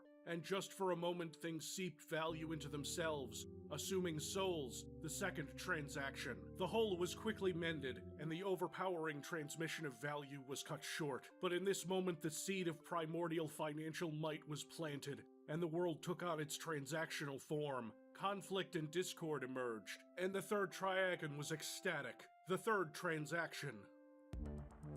The third Trigon added more meaning to the life of the world. Death would mean no overspill, but the beings on the Earth still needed some kind of purpose. The third Trigon used transactions as a way to instill value into the world. Transactions of love, family, money. Transactions power everything in Cruelty Squad and to an extent in our real world. A conversation is a transaction of words. Paying for a YouTuber's overpriced energy drink is a transaction. But this mostly seemed to create conflict and hatred in the world of Cruelty Squad, which is what the Trigon wanted. Maybe to make life even more scarce, its own rare commodity. I think characters like Elsa Holmes, Abraxas, and even these characters are physical manifestations of the Trigons, a representation of their influence on the world they help shape. You're not killing a god by taking them out. Arguably, you're not even weakening them or doing anything. The 3 snakes outside your house are probably the biggest representation of the Trigons, with one rewarding you the golem suit to protect yourself, to preserve your life, another one gives you a powerful weapon to unleash death, and the last one gives you $1 million, which is a transaction. The third Trigon's overall goal. The village surrounding them are people that are aware of the 3 Trigons and how they created the world of Cruelty Squad, and have took it upon themselves to become an isolated community so they can worship them, either out of respect or by hoping that they can get some kind of benefit out of it, with most currently having a lifestyle that most people in the real life world would laugh at. Eat raw eggs, sperm, datura, and you can achieve what I have full natty. If you have what it takes. By the way, a little bit off topic, never actually try Datura. That is, unless you like the feeling of being covered in spiders, the trip lasting several days, and constantly having a severe chance of overheating. There's another unique NPC you can speak to, the town's doctor, but like most of the villagers, shrugs you off and gloats about being blessed by the Trigon. My traditional biotech remedies won't work on a disgusting ogoid like you. There's no saving you. I think you should be purified. I have received the blessings of the Trigon. There seems to be a specific hatred towards anyone augmented in the town. I think it could be because when you're augmented, you break the planes of existence the Trigons have set out. You're alive, but part of you isn't. Some parts are installed mods that are part of you, but they don't qualify as actual life. Augmented people are actually terrifying because they break the entire ideology of the Trigons, because they're arguably someone who can break the chain of order. Kill yourself. You're not limited by restrictive flesh, and death doesn't even stop you because you can be remade. Throughout the game, the only Trigon we've really followed the rules of is the Trigon of transactions, because it's impossible to make any progress without it. Before leaving the level, there's one more implant you can find here. Right in front of the town's fountain, you can nab the Goo Overdrive. This is a head implant that overrides the pituitary gland's natural hormone production, causing your sweat to turn into a sticky goo, meaning you can walk on walls. As soon as you get near a wall, you'll just automatically start slowly climbing it. Problem is, you'll have to be facing upwards to actually walk up the wall. You can face away from the wall, but you'll have to always look downwards, because if you don't, you'll start slipping. Now, unfortunately, I thought this would be pretty cool, but it is entirely outclassed by the Gripendix, because it basically does all of this maneuverability, but better. It can clamp you to a good sniper spot and has the benefit of using physics to rubber band you huge distances. So overall, pretty disappointing. D tier. Now, we've understood more lore about this game, but again, still no real closure. Well, remember that guy in the room in the Archon grid before Abraxas, and I said he was really important and refused to elaborate any further? He was someone who was trying to experiment with ways to see and reach different planes of reality, places beyond the Archon grid. On his table, you can find the Holy Scope. Now, this is a really bizarre head implant. Even the description tells you nothing about it. Starting any level with it equipped, it boosts the contrast of the game to insane levels, so you can't even really make anything out. This visual effect is so bad that people have done entire runs of the game just using the Holy Scope because of how much of a handicap it is. If you want to do a speed run to give yourself a migraine, just combine this with the biosuit. Instant F tier. Now, it is F tier, and believe me, it is fucking staying in F tier. It's terrible, but its true purpose is to reveal things that you're not meant to see. If you boot up the Cruelty Squad headquarters, go into the offices through a vent and across the sewer, you can reach an unused attic. By the way, just to point out, there's a flesh rat up here that has the same model as the Zippy 9000 gun. No idea why. I'm not even going to try and analyze this. The lore is confusing enough. But this attic will now have a secret separate area with 2 pedestals. One with the Divine Link, like in the Archon grid, and the other with a black sphere, identical to the one we found with the secret guy. If you're wondering how the hell you were ever meant to find this without me telling you or using a guide, if you go up into the attic without the scope, you can actually hear a faint breathing behind the wall. But more importantly, talking to one of the NPCs in the Archon grid, they hint at another way to get there. I heard the 640 by 480 resolution was passed down to us by God. Huh? By going into the attic and inputting that same resolution, the wall will instantly disappear without the need of the Holy Scope. You might have also noticed as well on the right, there's a small blue character there to greet you. Wake up, sheeple. This is Snurby, an Easter egg in the game, usually found in areas where you're not supposed to be. The earliest you can actually find him is under the stairs in the Paradise mission, but you can't talk to him. He doesn't have any attacks, but he's completely unkillable. Another piece of the puzzle that'll make sense eventually. We've already picked up the Divine Link orb before, so picking up the black one, we get the notification that our Divine Link has been severed and our hope has been eradicated. I'm at the blow. We instantly die and explode. Seems totally pointless, but now our border has changed.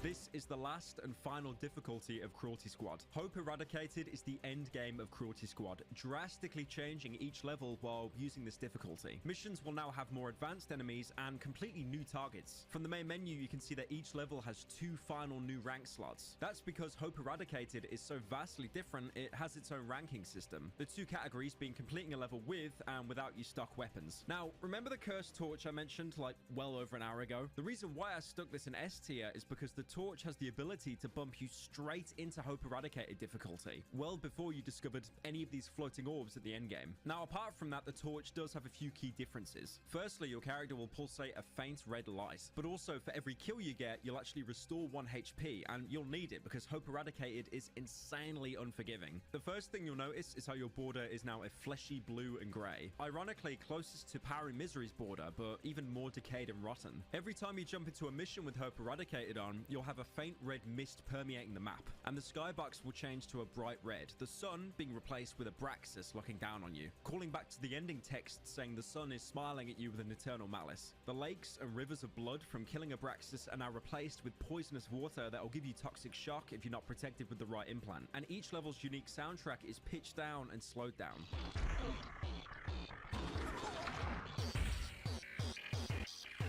The damage values you give and receive aren't actually changed from Divine Light difficulty, but like I said, uncommon enemies are more frequent, like psychos, golems, and especially Dark Worlders that could only usually be found in special areas. If Divine Light is embracing the world and becoming one with the grid, Hope Eradicated could be the protagonist giving up on everything to a catastrophic level. The easiest difficulty, Power and Misery, you're at your lowest point, but you have no awareness of that because you've been recombined so many times you're just a senseless cannibal. But by eradicating your hope that you can change anything, you're entering a new plane of existence. Total acceptance that nothing will change. Complete nihilism. But with this information, you've gained enlightenment and therefore still have some control of your body. The cursed torch that gives you the Hope Eradicated early has a quote in its description.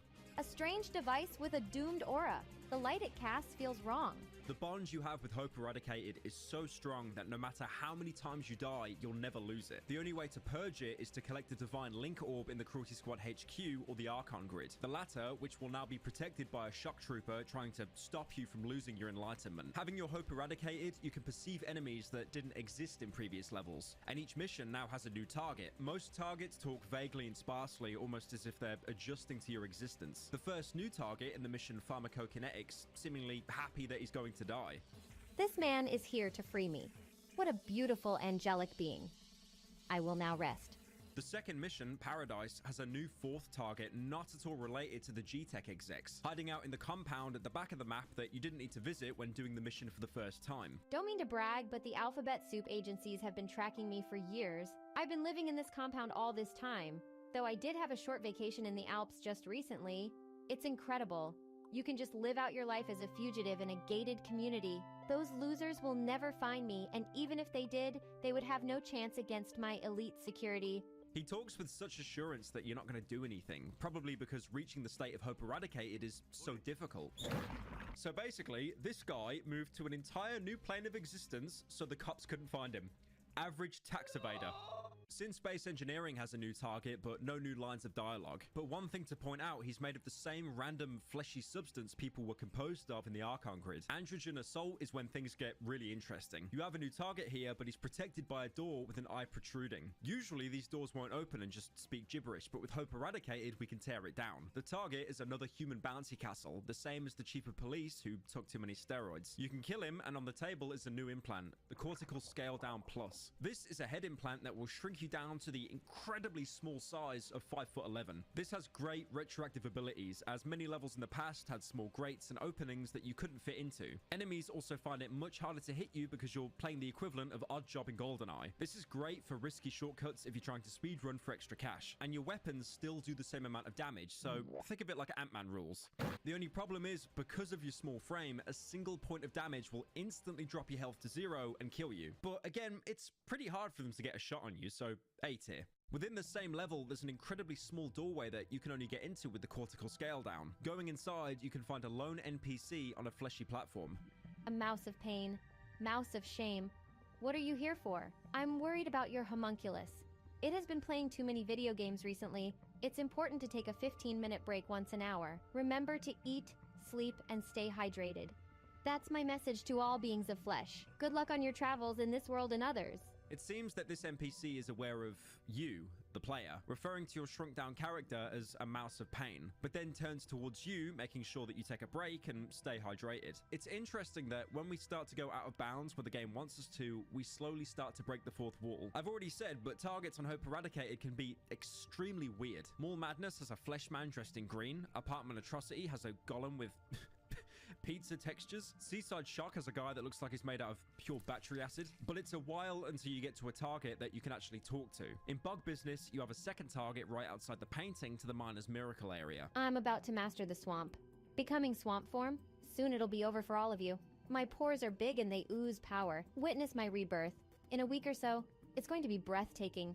Not sure who he is or why I should care, but I'm sure if Cruelty Squad gets enough sales, this guy will get his own spin-off game where he opens his paws up to the general public. Casino Catastrophe has a new Fleshman target. Nothing of note here. Office just has an extra security detail for Elsa Holmes. Probably because she's aware that you're going to try and kill her again. And Archon Grid has another golem, but with Abraxas' face plastered all over it. The secret levels also have unique targets. Firstly, Dark World actually has a civilian that you can talk to. I got really into farming by playing a bunch of Shitville Farmhouse on my expensive gaming PC. At some point, I just wasn't getting anything out of it. So I decided I'd started farming for real in real life. So here we are, not in a video game, and I have my own agricultural business. It's a lot easier than the game because I can just make other people do the hard work for me. It's Slurpnip season in Dark World. Obviously someone who's taken advantage of all the free real estate in Dark World. I'm happy for him. I mean, he was able to leave his PC, a room that was mostly dark, to go outside where it's also mostly dark. Neuron Activator has a flesh pig as a secondary target. Miner's Miracle as a human bathing in the flesh pits of the mine. No law here, he's just a complete degenerate. Ah, I'm having such a great time here. This place is full of incredibly oozing and pulsating holes. Just what a guy like me needs. The opportunities are limitless. Just use your imagination. Alpine Hospitality has a new target on the rooftop, a flesh man that isn't hostile, and he talks about being the real person running the retreat. You thought that dumbass old man was the one running this magnificent hotel business? Something this important can't be left to someone like that. I am a dark CEO. It is a hereditary title, a sort of corporate nobility. We're not into publicity, just pure business. Weak blood doesn't have what it takes, but everyone needs to be given an opportunity these days. It's fucking messed up. You don't get a brain like mine without careful breeding. I'm thinking... Almost like peeling back an onion, Hope Eradicated has shown us that the real operators of this world work in total secrecy, kind of like the real world pulling the strings from behind the scenes. Now with the knowledge that we can open specific doors on Hope Eradicated, we can go back to Cruelty Squad HQ and open up the final door there. But now there's a really big problem. Because of the negative aura of death you bring into the HQ, you're basically so depressed, you instantly kill every single unique NPC that joined Cruelty Squad through the course of the game. All the people that talk to you, thanking you for basically improving their life, getting them out of their job, simply cease to exist, instantly gibbed as soon as you load in with only their death messages appearing on the screen. Probably because you're now so disconnected from base reality, they don't exist either. By them being so friendly to you, they were actually keeping you tied down away from true enlightenment. I hate to admit it, but the Cruelty Squad protagonist has become a true introvert. Going through the door, you can see a target marked on your screen, but making any progress into the new area and you'll be instantly killed. You'll need something to get past this final roadblock. Going into Idiot Party with Hope Eradicated, a new NPC spawns near the beginning of the level, not dressed up like the others, but wearing a green suit and blue mask. Stuck in a rut? The good people at Pure Optics will fix you right back up. They have an office right next to that pharmaceutical company that caused the flesh rat infestation. I can't remember the name, but I'm sure you can find it. Good luck. I can see that you have what it takes to become a top exec. Using that information and going back to the first level of the game, again, pharmacokinetics, opposite the main building, you can find the Pure Optics building. This building was actually accessible from the very beginning of the game, but without being Hope Eradicated, the employee would never have spawned. Hello, welcome to Pure Optics. I was informed you'll be coming here soon. You're here for the procedure, right? Like getting to you? Seems like it, judging by your face. Proceed down the hallway and use the soul emulator when you're ready. Everything's already been paid for, so you don't have to worry. After you're done, you'll notice that things that previously seemed impossible are now easy. New openings presenting themselves to you every single day. It's truly life-changing. Going through the Hope Eradicated door and into the procedure room, you can see a giant green face stuck inside a wall. Interacting with it does this.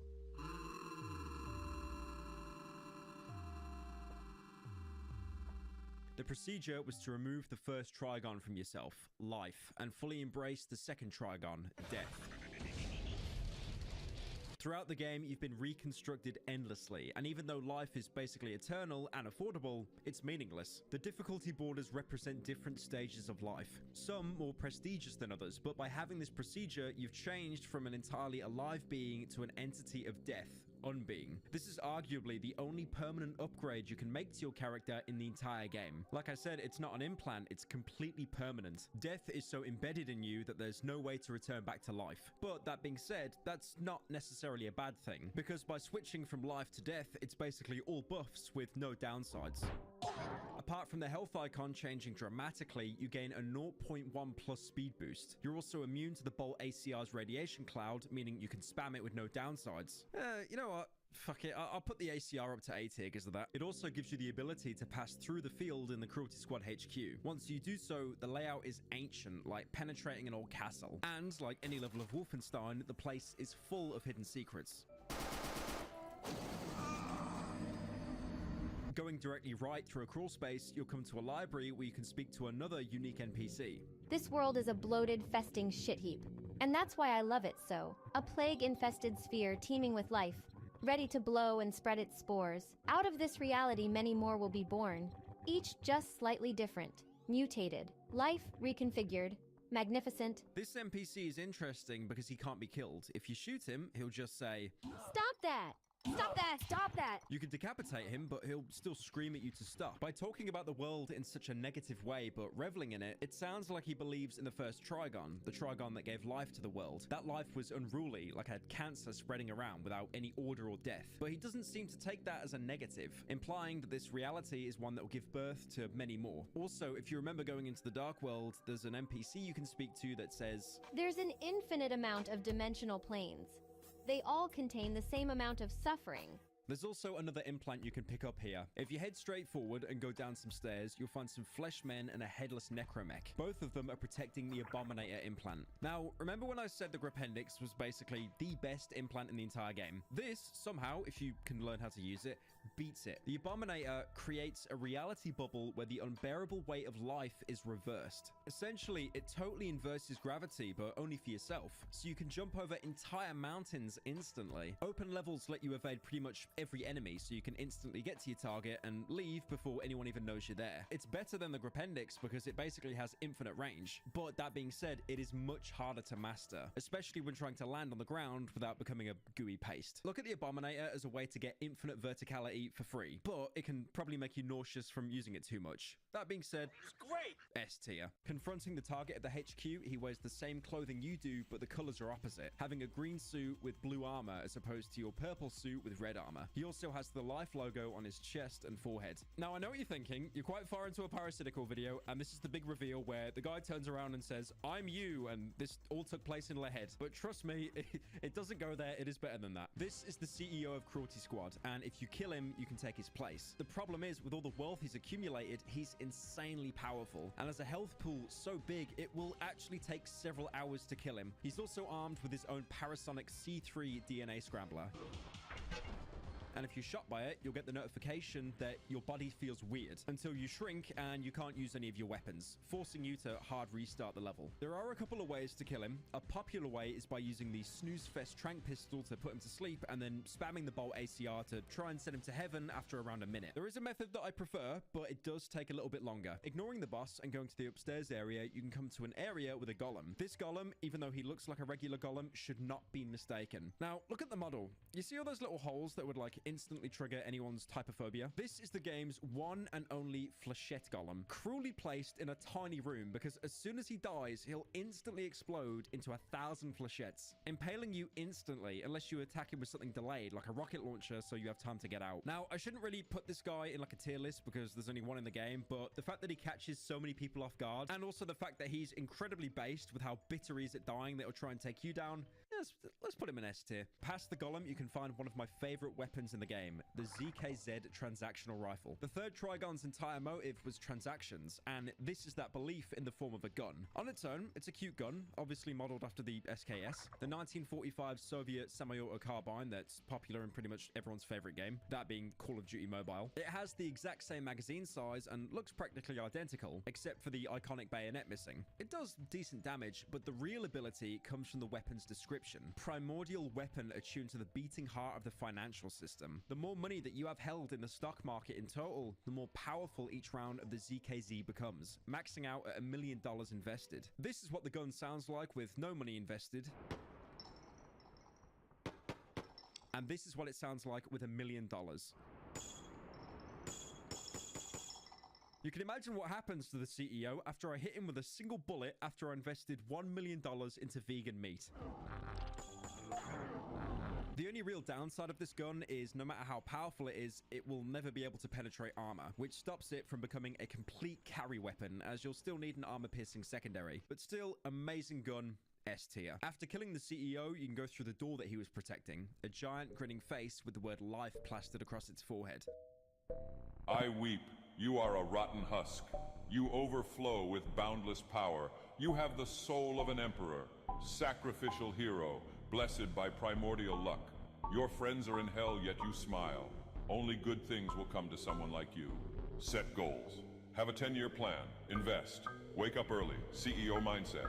Good luck. Nothing more is said.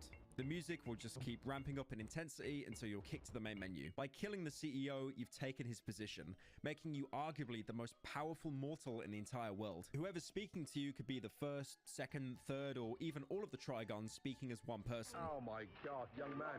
Kill yourself! I'm killing you. I don't care about anything else. I don't give a shit about anything else. Having everything you could ever want or need. This ending will permanently change your player model, now wearing the life suit the CEO wore. Your player model's hands will now be green instead of purple, and now on Hope Eradicated, the red mist will change to a green, replacing death with life. And the sky will now be a bright green, with the son of Abraxas now replaced with the 3 orbs floating around the skybox, the 3 Trigons watching over you. But even with everything you could ever want, and basically being the ruler of the free world, this isn't a world anyone would want to be a ruler of. It has no creativity. It's stagnant. And even though teeming with infinite life, it still feels lifeless and devoid of any real human transactions. And by you being a contract killer for the entire game, possibly even your entire life, there's no way that you alone can make any tangible change to the course of civilization. The second ending of Cruelty Squad is ironically called the life ending. But there is one more ending. A secret level unlocks once you've beaten every single level of Cruelty Squad, and this is the trauma loop.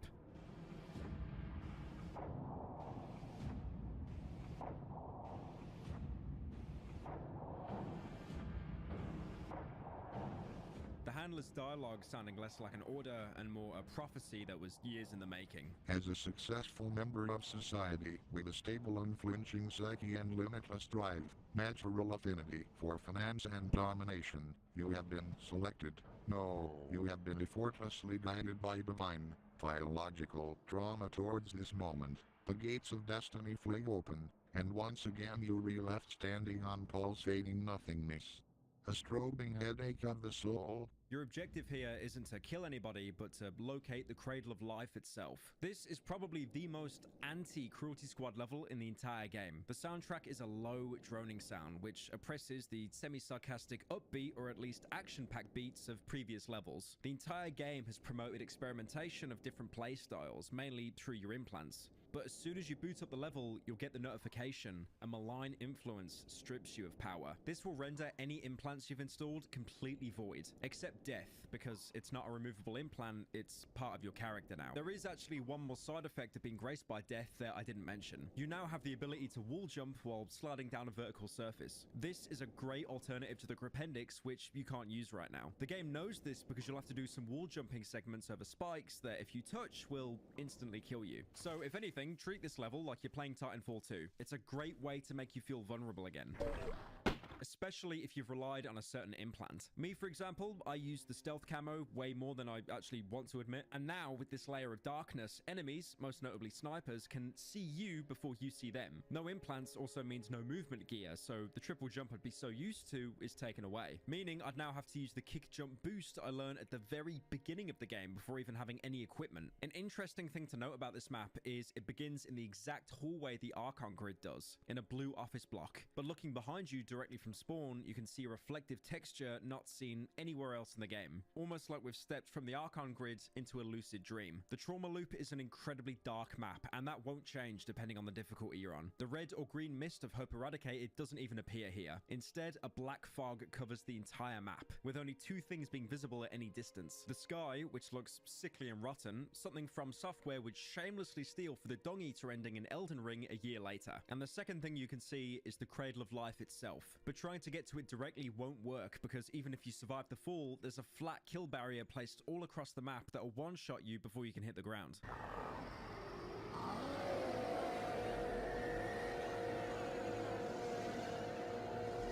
If the Archon grid was a level from a traditional video game, Trauma Loop is a fever dream nightmare. Like Archon, it'll have enemies, textures, settings from completely random levels. But some things here are new that we've never seen before. Medieval-like castles poking into the sky, wooden shanty houses that are being impossibly supported, the ground itself being made out of millions of beetles being called bugs in the game files. This mission doesn't introduce any new enemies, but changes already existing ones. Standard security from previous levels are reskinned as skeletons, but many other enemies now have armored equivalents like the Flesh Pig, Zombie, and most notably the unique golem to this map, the Worm Golem. When killed, they'll explode into half a dozen flesh rats, but unlike the Fleshmen, these flesh rats are completely armored, a terrifying enemy, only being let down by them being exclusive to this level, S tier. Most levels previously offered multiple ways to approach a target, but because of the kill barrier, you only have two real paths from spawn, left or right. Both paths will seemingly take you to an open area, but if you go left, there's a secret book you can pull to reveal a passage to descend quicker. Enemies in this level act like the average spawn camper, usually behind you or in a corner you didn't check, armed with gear that can one-shot you like a rocket launcher. If it requires me to camp to get the upper hand on you, I will camp. Tactical nuke incoming! You'll want to try to move downwards as much as you can to get closer to the Cradle of Life, but anywhere out in the open is incredibly dangerous because there's a unique psycho in this map called the Ambassador. Remember that disgustingly overpowered ZKZ transactional rifle I talked about earlier? He has this gun, and like you, he's invested all of his life savings into Dogecoin, so you'll be one-tapped into the heavens if he gets a single shot on you. And his range is insane, so exposing yourself anywhere outside is a death sentence. To get to him, you'll have to go around and up the castle, but once you kill him, because he's a unique NPC, he won't respawn. S-tier enemy. He stays dead, but once you kill him on Hope Eradicated, he spawns again in the bookcase shortcut and will never permanently die. Bastard.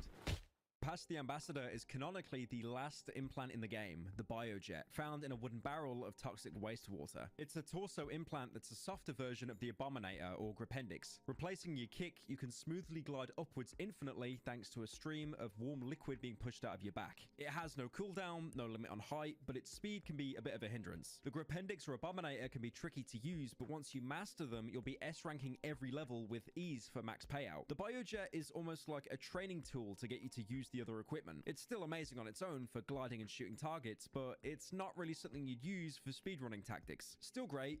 Bit disappointing for a final implant, but, you know, A tier. Eventually, descending deeper into the trauma loop, you can find the NPC that's been limiting your implants. The Limit Chancellor is a non-hostile NPC that, when talked to, just says complete and utter nonsense.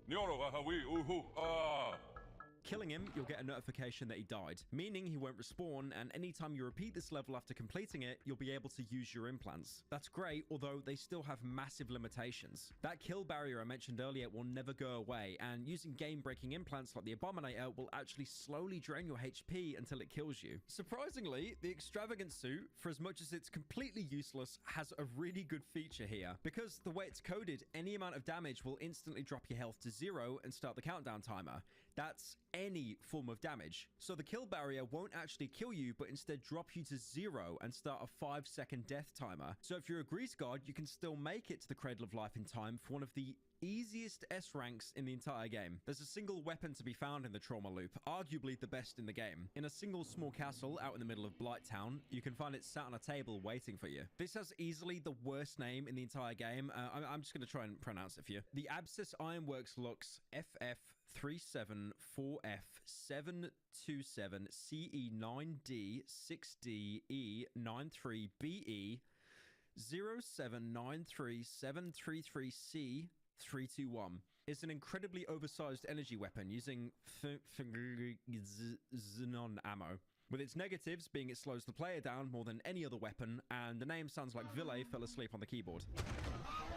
And its positives being everything else. It'll fire huge balls of energy, so as long as you fire within one of the 4 directions of a compass, north, south, east, and west, you'll definitely be able to hit something. The energy balls aren't just armor piercing, but they're so powerful that they'll give nearly anything as soon as they come into contact with the energy. The shots will also pass through enemies until it hits a solid wall, so you can take out multiple enemies with a single shot. There's only one in the entire game, but you're given enough ammo to clear out pretty much any level without the help of an ammunition gland. The gun itself isn't based off any real-world prototypes, thankfully, but it looks like it's from the anime series Technolize, from the more well-known Serial Experiments Lanes writer Chiaki J. Kanaka. Cyborgs in the anime are called shapes, people who've been completely technolized, with only their heads intact connected to a life support pod. Arguably not too dissimilar from you in Cruelty Squad. They wield weapons that look exactly the same as the Ironworks, even down to the huge hole left after shooting around. Instant S tier, amazing gun that basically breaks the game, taking it into any previous level. It's also actually the only gun apart from snipers where you actually look down the sight instead of this weird zoom in like you're playing Fallout 3. You're now a bedrock, exactly where the Cradle of Life is. Honestly, there's no point trying to take your time to dispatch enemies. What you should do is drop all of your weapons to get maximum movement speed and b-hop your way to the Cradle. You'll take some damage, but hopefully if the death timer kicks in, you can reach the Cradle before you actually die. Being anywhere near it will trigger the final cutscene,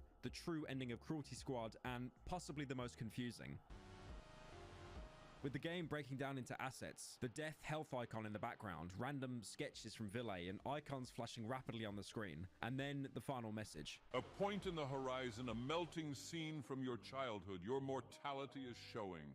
A frantic drift towards nothing, biology doomed to an infinite recursive loop. Teeth with teeth with teeth. Take a bite. Serene scene of a coastal town, warmth of the sun, bitter tears, lust for power. This is where you abandoned your dreams. You are a high net worth individual, an expanding vortex of pathetic trauma. Finally, a beautiful fucking nerve ape. A pure soul is born. Its neurotransactions stutter into being. 305-837-509-37509 operations per nanosecond. Beauty eludes your porous mind. An image then comes onto screen of the Cruelty Squad protagonist Ville drew. The paragraph is referring to how even though you're at the top of the totem pole and the single most valuable person on the planet, you're still human, and humanity always comes with its faults. You're essentially no better off than when you're a wet worker in the opening hours of the game. Looking back on it as almost childhood nostalgia, you've ascended to the top of the pyramid, but the entire pyramid is corrupt. The value of life is negative. The balance of being is rotated by 38 degrees. The surface is full of cracks. A turgid light shines through. Fleshly primordial bodies sluggishly roll down the slope. Only you slide upwards with a celestial step. You become beautified, a saintly figure. Your pristine idiocy reveals a safe path through the impenetrable fog of life. Your dull sword cuts through the weak tendons and membrances of the garden of corruption. Sit on the throne of sea contentment and ferment. Inspect the eternal blue skies of your kingdom. You come to a realization. You pick up an onion and begin peeling. The entire world is based around transactions, but mostly financial transactions. A rat race of billions, all thinking they're the protagonist of their own story. I'm sure in the real world we all think about this at some point, like we're the main character. Is that true? What is that actually happened?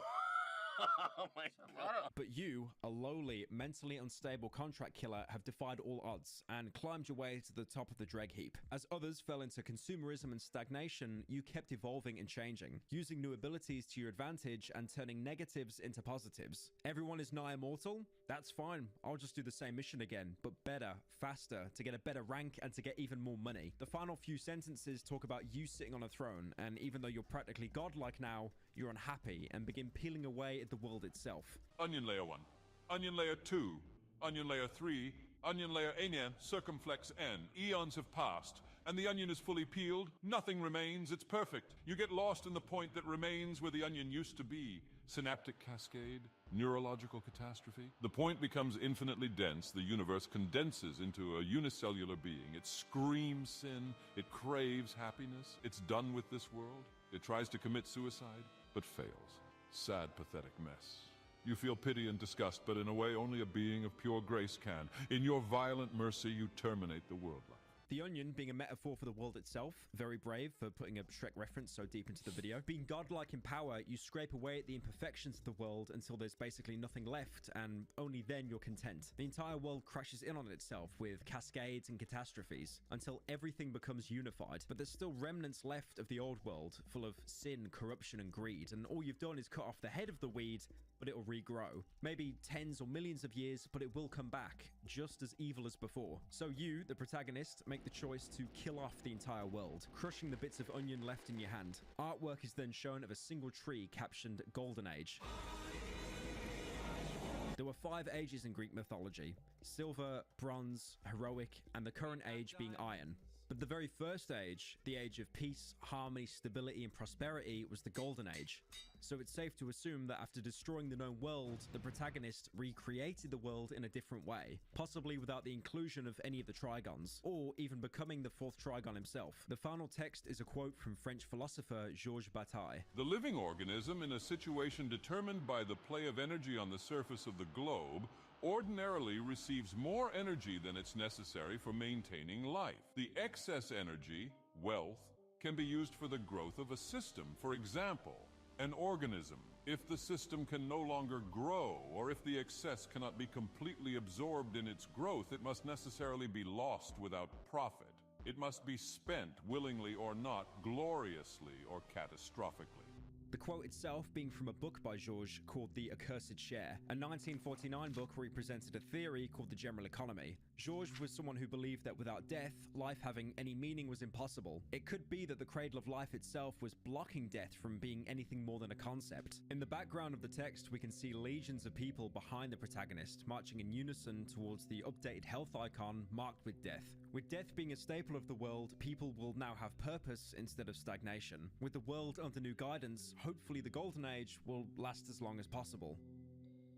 With the game done, you're free to play any of the missions you want. Going back onto previous levels, I assume is more of a what-if scenario than being actually canon. With your vast arsenal of implants and weapons, it should be easy to S-rank any previous missions on normal and hope eradicated. But also getting the third ending, dubbed the Cradle of Life ending, also adds a new mode. Punishment mode was always available, the mode that lets enemies deal twice as much damage. But below that, there's a new option called Chaos. This, as the name implies, turns previously known levels into complete anarchy. The closest closest comparison I can think of is Waffle House at 3 a.m. Boo Boo has been eliminated!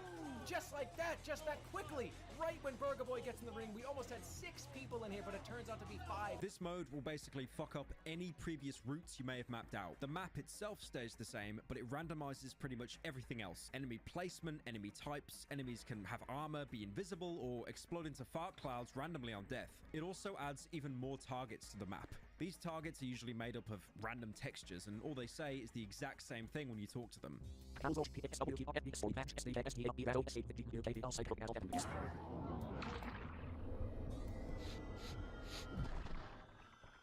The community seems to be torn whether Ville is falling asleep on his keyboard again, or this is some complex cipher. Personally, this video won't make enough ad rev for me to care. Chaos mode is added for people that want even more Cruelty Squad, and they're already a master of each level. There's no extra reward, no unique ranking system, because it's Chaos. It's so random. Its only real purpose is to add at least a couple more hours to replay value. Now, we're nearly at the end of the video, and there's one thing I didn't mention. A true way to 100% Cruelty Squad.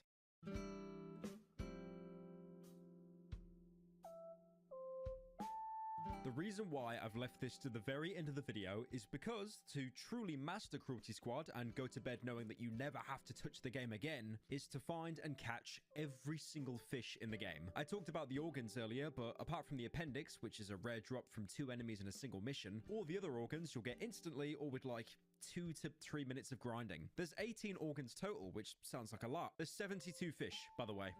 72. And to say some of them are hard to catch is an understatement. Remember when I opened up the video with freaking out that I caught a fish that looked like a PC running Windows Vista? That's not even the hardest to catch. I've S-ranked every single Cruelty Squad level multiple times, beaten all the levels on punishment difficulty, and none of that came close to the mental pain and anguish I suffered from fishing in this game. Yes! Yes!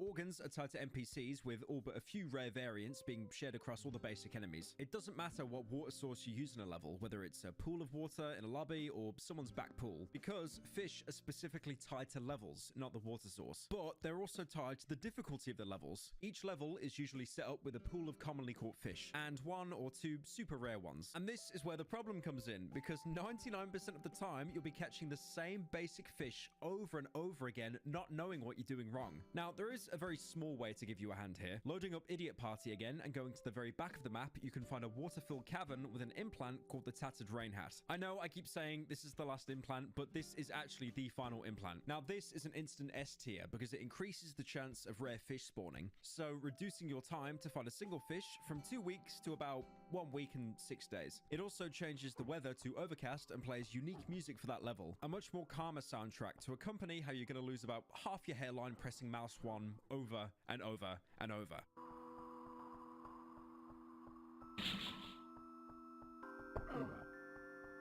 There are so many fish to go over, and there's no way I'm going to summarize it in a couple of sentences, because if it took me over 100 hours, you can sit through this for 5 minutes. Flesh rat. Hey, a flesh rat. Disgusting. Incredibly common, but that's what you get for living in Finland. Civilian. These are all over the place, not worth much. Again, way too common, like TikTokers in LA. Brainy. Too intelligent for its own good. It despises living in fish society. Found this one in the Cruelty Squad fountain. Clearly has a lot on his mind. Pool sucker. Lives on pool gunk. Painfully common. Had about 300 of these when I was trying to find a single rare fish. Looks like a Frankfurter. Brimstone. I just remember the Wojak meme. Brimstone gets its color from a coating of sulfur. Nothing notable except the mohawk. Shrimp, a sought after beautiful decorative fish. Surprisingly, doesn't look like a shrimp. Gloomoid, consumes sin. Pretty bloated, but makes sense. Usually found in people's back garden pools. Small man, cousin to the big man fish. Description says it's hard to catch, but that is complete bullshit because I caught 16 of these before a single big man. Big man has no description. Fuck this fish. Fish. The platonic ideal of fish. It's just called a fish, by the way. I have 119 of these. Night freak. Emerges from the depths at night. The reflection you see in its eyes is not you. This one's tricky because even though nothing hints to this apart from the name, you'll have to set your actual PC clock to anywhere around midnight for it to show up. Zupa. Zupas follow container ships and make strange noises. None of the Zupas I caught made a strange noise. Very disappointed. Carabino. A deranged combatant beyond help. Surprisingly, it doesn't try and fight you when you catch it. Moonfish, a beautiful fish known for its use in chemical weapons. Another nighttime fish, but it had moon in the name, so of course you knew to set your PC clock to nighttime. Eel, snake-like slippery fish that loves the rain. Tattered rain hat has you covered here. Flounder, deformed by sin, a cowardly fish. Does the O-face emoji for some reason. Basically, the average Genshin player whenever they find out Japan is a real place. Giga Flounder, deformed by power, a wrathful fish. Even bigger O-face this time, colored like an oil spill. Blurpo. Blurpo is the smelliest saltwater fish on the market, an acquired taste. Hydra, god among fish. Easily one of the hardest fish to catch. But don't worry, I have an easy guide. Boot up Sin Space Engineering, take the tattered rain hat, and put it on Hope Eradicated so the water is like London tap water. And sit around for several hours watching the random numbers game play out, so every 15 minutes, when you start to get bored of the game, the fish will actually appear, but by the time you press mouse 1, it's gone. This happened so many times! It's worth $1 million, but trust me, it's not worth it. Psychofish saps the psychic energy of nearby humans. Surprisingly, won't talk about politics. Bouncy Castle. This fish has come into contact with some experimental super androgen. Found this one in Androgen Assault. Safe to assume the same steroids they were using at the police department seeped into the sewers. Unidor. Rare tropical fish with many uses in the biotech industry. I don't remember how hard this one was to catch, but it kind of looks like a unicorn. Nocta. Tropical fish drawn to the energy of high-frequency commercial transactions, usually found on the Crypto Bro trading boat. Human. Strange fish covered in a shiny black plastic. Smells pretty bad. Now we finally know what happens to all those body bags people drag away in Hitman Blood Money. Bubblefish. If not prepared properly, has a high chance of causing a chemical ulcer. Fan-fugu-tastic. Very cute. Please put it back. Fragfish explodes into high-speed metal fragments when threatened. Can penetrate a ship's hull easily. Sadly, you can't use this as an actual grenade. Does look pretty cool though. Flippy, common tropical fish, collective intelligence, launches suicide assaults on ship engines. I never saw this happen. Hopefully it'll be added as a DLC later. Skippy, rotates its disc-like body to skip across water. Basically like a water pancake or a piece of gum stuck under someone's desk. Grab shark, pressurizes swimmers by dragging them down to the bottom of the ocean. I don't like how human their arms are. And why are they so muscular as well? Please comment if Grab Shark could outbench you. Dolphin, said to be the result of human ichthyization. I have no idea what that word means, but it kind of looks like the basilisk from Dark Souls. Octosaur, loves drowning divers by releasing a cloud of gas. Hexasaur, holds absolute power over the octosaurs. Only caught one of these. Incredibly rare, usually because you'll be catching normal octosaurs. But look, it was worth it because he even has a little crown. Slurper. Come on, that's disgusting. Who would eat that? Another common fish. Looks like the average commentary YouTuber. Piper. Makes the sound of water rushing through plumbing. Looks slightly less like a commentary YouTuber. Bogdo. Emerges from the deep swamp and makes disgusting grunting sounds. Eats corpses. Looks very similar to that DreamWorks character I can't remember the name of. Super Bogdo. A terrifying scream reverberates over the swamplands. It's Super Bogdo. Eats Bogdos. Looks similar to the Hydra because it has 3 heads. But instead of owning only one of these, I have 2. Swamp Sucker. Unlike the benign Pool Sucker, this one only eats human flesh. Less common, but thankfully doesn't try to bite you when you catch it. Spiker. The spikes are hard enough to go through protective steel plates. Popular as a booby trap. Again, a letdown because you can't really use this as a weapon. Looks cool though. Like that funny screaming cube from the Japanese show people like. Gunkheel, covered in a thick, odorous, hallucinogenic paste. Can't get high off it, but not too much of a problem to catch. Lucksucker, a pulsating, writhing sensation fills your head. Feeds on luck and shits out misfortune. Pretty accurate description for how hard this was to catch. Can only be found in the casino sewers, the rarest of the suckers. Sewage Network Traveler. Smiles at you and looks like one of those malformed toys in Sid's room in the first Toy Story film. Fish of Wealth. Considered a symbol of good wealth. Not worth much though. Very mid-fish. Second most common fish you'll find on the casino floor. Coin. Avoids predators by hiding among coins. Complete meme fish, only worth like a single $1, and the stock market for it will never change. The description though did make me nose exhale. Wheel of Fortune. A sign of demonic luck. Very rare fish. Probably the most well-known rare fish because a common strat is to go into the casino and fish until you can get one and sell it for $1 million.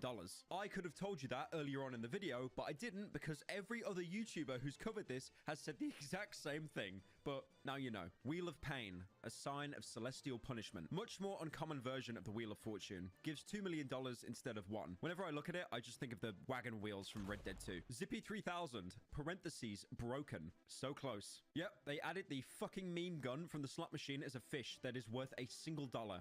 Where is the money? I tried to get a Zippy 3000. You know what? I'll give it to Cruelty Squad to somehow make the Zippy even more objectively worse, because at least the working version has a 1 in 3 chance of doing something. Aegon the Sleeper. Looks kind of like the Minecraft grass blocks. Barorion, a primordial being. I don't even remember catching this, but I've got 3 of them. Creep. It won't leave you alone. The adoring fan from Oblivion, but in fish form. I'm sure if Ville had more time, he'd have the fish giving you compliments and then asking you for your bank account details. Delta Force, a celestial aggressor. Now we're getting into the really rare fish. I have 13 of these, and that's only because they usually pool wherever the more rarer fish are. Eternity Slurper, a primitive subterranean form of the slurper, usually found chilling in the idiot party. Looks like a sperm or blueberry. Dustfish, ancient machine that radiates knowledge attained by a legendary fishing expert. I only have 1 of these, and they're worth a hefty $3 million. Easily one of the top 5 hardest fish to catch in the entire game. Mistake. Sometimes things just go wrong. Ha ha ha, what the fuck? I have like 50 of these. What's the game trying to tell me here? Success. Now that's what I'm talking about. The 4th hardest fish to catch in the game. Flashes on the screen for a literal microsecond. Didn't press mouse 1 beforehand? Too bad, Lamau. Now you'll have to sit for another 20 minutes waiting for it to appear. Sunfish went extinct in the 20th century. That's because I caught all 4 of them. Cuba, some kind of speculative biology leaking from Redacted's head. By the way, if you really think I'm going to do a whole segment on fish lore, I have done well more than enough. Just go onto the 2nd channel and watch some daily slap, all right? If you want more content. The Glurm thrives in complete darkness. Darkfish. This fish is a malignant narcissist. Dark Slurper contains fissile material, victim of overfishing. Dark Sucker. Darkness makes suckers slow and dull. These 4 fish are found exclusively in the dark world, where the lack of sunlight has made their skin pale with red blotches. Icefish. A fish perfectly adapted for sub-zero temperatures. Basically, just a normal fish stuck in an ice block, but I'm not complaining. Ice Cuba. Its body temperature is almost 0 Kelvin. By the way, 0 Kelvin is minus 273 Celsius. I'm not doing it in Fahrenheit because it's pointless garbage that means nothing. I don't care that 45% of you watching it from America. Get a better metric system. Blossom fills your head with happy thoughts. Surprisingly similar to the flower enemy in-game. If the flowers are people taken over by an extraterrestrial infection, it must give them extreme euphoria, like how this fish does. Chthona, a Transnistrian cave dweller. Herbivore. Kind of looks like the shark pug meme. A powerful gift to add to my collection. Head. Someone's head infected with an extraterrestrial parasite. An incredibly common fish. Looks very close to the pond man, but basically worth nothing. Pond man. Reminds you of a friend long gone. Obviously in reference to the Seaman video game on the Dreamcast. In that game, you took care of a sentient fish that had a human's face until it evolved as a frog and then left. And the narration was by Leonard Nimoy from Star Trek. Honestly, you kind of reach a point where you can't brag about your console anymore. Helipod. As it usually spends the days flying around and eating small insects, it's only caught at night. That's the description for this fish. And the irony is, again, you're only told that this fish can be caught at night when you catch it at night. Engine of Chaos. Whirs and gyrates with terrifying force as you try to make sense of your life. Looking more like a swirl of polygons than an actual fish. Another incredibly rare find, only found in the depths of Miner's Miracle. Dead fish, animated by regret. I too would like to think that once I die, I'll come back to life, only animated by the regret that I couldn't start an overhyped energy drink brand or NFT project. Trancer, mutilated by malignant sound waves and research chemicals, found exclusively in Neuron Activator. This is probably my favorite fish because it looks exactly the same as the Cruelty Squad protagonist, even down to the green shades. Fuzzoid exists in boundaries, limits, edges. Primitive killer. And finally, oh, this one's a doozy. The main reason why I hated fishing so much. The soul, worth 5 million, is the most expensive and rare fish in the entire game. Once you catch it, the description says, you caught a soul. It feels sticky to touch. But you won't get that description until you spend around 9 hours trying to catch one. They say when you die, your life flashes before your eyes. But definitely not as quick as this fish. Just look at this, man. How are you meant to catch this shit? All right, I'll level with you. I did a whole day of researching human reaction time and actually found out that audio reaction time was faster than visual. So no joke, I was down that bad that I was alone in my room fishing with my eyes closed because my ears had a faster reaction time. Also, I may or may have not installed Cheat Engine and slowed the game's frame rate down to catch it. You could tell me I cheated not only the game, but myself. How I didn't grow, I didn't improve, how I took a shortcut and gained nothing. You could even say I experienced a hollow slow victory. Nothing was risked, and nothing was gained. You can even tell me that it's sad that I don't know the difference. But in reality, you've just sat through an overly long video about a game you've never even heard of. So who's the winner? Me! I am. Unless you had ad block, and then it's basically a stalemate. Every lobster fan, like wild-caught lobster and chips for $19.99. When did you realize that catching every single fish in the game was harder than getting an S rank in every single level? I don't think I realized it. I didn't test it, or... Well, I did test like all the first ones I added, but then Trauma Loop came after that, and I just wanted like this really challenging fish. Which I think it's the soul. The soul fish, yeah. It's the hardest fish to catch in the fucking... I hate you so much for that. I'm convinced I am the only person that has played that game that's actually caught it. Yeah, it's a cheat engine. Yeah, we cheat. They don't need to know about that. They don't need to know about that. Now, there is still a really big elephant in the room. You're probably still wondering what Gorbino's quest actually is. Well, if you look at the front cover, you can see the titular character, Gorbino. It looks similar in stature to the Snurby, but I don't think they're the same character. As we already know, parts of the level in Archon Grid are based on Gorbino's quest, and the grid crabs at least tell us that Gorbino's quest was some kind of grid-based game like Pac-Man. But if the game's like Pac-Man, how can it be over 500 hours of mind-pumping action as advertised on the cover? So what was the idea behind Gorbino's quest? I don't know. It was some bullshit that I came up with. It's like in this like Cruelty Squad game world, games like Adventures of Lolo, like the NES puzzle game, have been like really huge. Yeah. So Gorbino's quest is like next gen, and it's like procedurally like generated. There's like 600 hours of... That's like, right, yeah. It was like, you can see on the front of the box, it says like over like 500 or 600 hours of like mind-pumping action, and I just kind of thought, what kind of fucking game is it? Yeah. You can see like there's a video game going on in there with the little kind of Pac-Man enemies, the grid crabs. Is that based off gameplay from Gorbino's quest, or? Yeah, I think that's like Gorbino's quest leaking into reality. Right, okay, that makes sense, yeah. Also, they're like really fucked up, like really badly programmed. So I just accidentally had like all of their code in like, it's like frame rate dependent. So if our frame rate is higher, then they move faster. And oh my god, that makes so much sense, bro. Because I was operating the game on like 300 FPS, so they just gibbed me like instantly. Yeah. Yeah. There's also another important question I actually haven't acknowledged. Who do we play as? Well, as we know, the character themselves is used more of a way for the player to interact with the world. Conversations go one way, like talking to characters as Gordon Freeman in Half-Life, but your character must have a name, right? The game officially just calls you the protagonist. But doing some research, the game Brigador did a collab with Cruelty Squad and added the protagonist as a playable character called MT Foxtrot, with the description being, MT Foxtrot unnerves me. Man or machine, over a long enough timeline, everything hits terminal fatigue. Mental or metal. This guy's a hit of both. A shot-out barrel. A double-fed cartridge stuck in the rifle of a dead conscript. Just look into his eyes. No time left on the clock. Sure, there's the off-world death squad work on the CV, and that exotic attack rig he wears to back it up. He walks. He might talk. He obeys orders better than all of these cut-rate lotto ticket holders the SNC loves handing out so much, but I'm telling you, there's no driver at the wheel. Send him back to his original handler, the one even uglier than me. When this guy detonates, nobody is going to want to be around to witness it. For all the burnt fuses we are handing out cartridges and cash to, that says everything.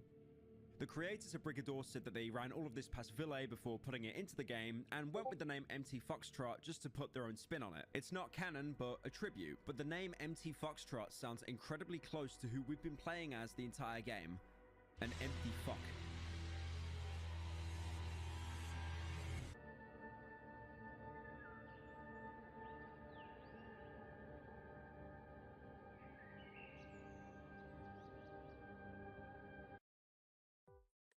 That's pretty much everything. I'm going to link Cruelty Squad in the description so you can pick it up for yourself. It's an amazing game and more people need to play it. And best of all, if you buy the game, you'll be supporting Ville's next project, which he said himself is going to be much more ambitious than Cruelty Squad.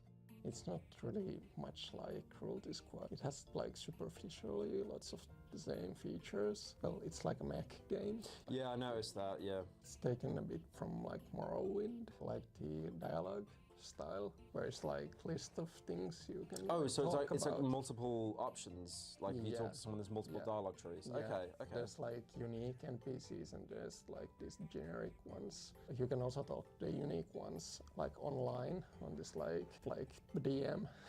Oh, what? Like kind of like Twitter DMs or something? Yeah. Okay. Yeah. I was also thinking of adding like Twitter like timeline for all of the characters. Just add Discord into the game. It's over. But there's like a lot of like interaction with the NPCs, and they all have like this hostility status. So like they tell you more if they like you and less if they don't. Oh shit, you're going all in then. Like it literally is like an Elder Scrolls game, kind of like with the dialogue and the interactability. But it's like really early on. Now. Yeah. It's going to take a while. It sounds like there's a lot going on, man. Shit. I feel like it's even bad to ask, but like, is there like a release date? Like even the year? Nah, probably not. No, I think I'm going into early access because it's actually like kind of open-ended, so it's easy to add more stuff. I think a lot of people give early access shit, but something like that actually sounds cool. Like you can actually build on it and add more stuff. Do you think there's a chance I could be added into the game? Cruelty Squad or the new one? Oh, any. Oh, I'll take anything, man. Seriously, I'll take anything. I don't think I'm going to add any new NPCs to Cruelty Squad, but I'll see about the. Yeah, fair enough. The next one. I'll take that, man. I'll take that. I'm going to ramble a bit here, but I know this video took a while to make, and I say that at the end of every long video ever, but this one took a lot longer to make. I think I just wanted to add more and more onto it, and Cruelty Squad is such an ambitious game, and there's just so much to talk about and to cover. I wanted to go in depth, because a lot of YouTubers have already covered this game to death with the theories and the lore and the gameplay, and I felt like I had to talk about every single aspect, or there was no point in me making this video at all. Now, I do want to make the promise that the main channel videos are going to come out more consistently. The next video I'm working on is Fear and Hunger. It's this amazing top-down JRPG maker game. I really like it. It's got a lot of weird elements, and it's perfect for that kind of weird, fucked up kind of game that I love talking about. Also, I'm sure all of you know at this point, but I upload daily on my second channel, Pyro Live, where you can just watch daily slop. It's usually just made as a money maker to fund this channel, and also because I love money, I'm very greedy. And also, I live stream over there as well, pretty much every other day. So the Fear and Hunger game that I'm going to be working on next, I'll be live streaming that over there, so you can watch it while it's being made. Again, thank you so much for World of Warships for sponsoring this video. We just wanted to remind you that the download link is in the description, and it'd be amazing if you could check it out and support the game, because they basically funded this video. I think that's pretty much it. Yeah, like and rate 5 stars and subscribe.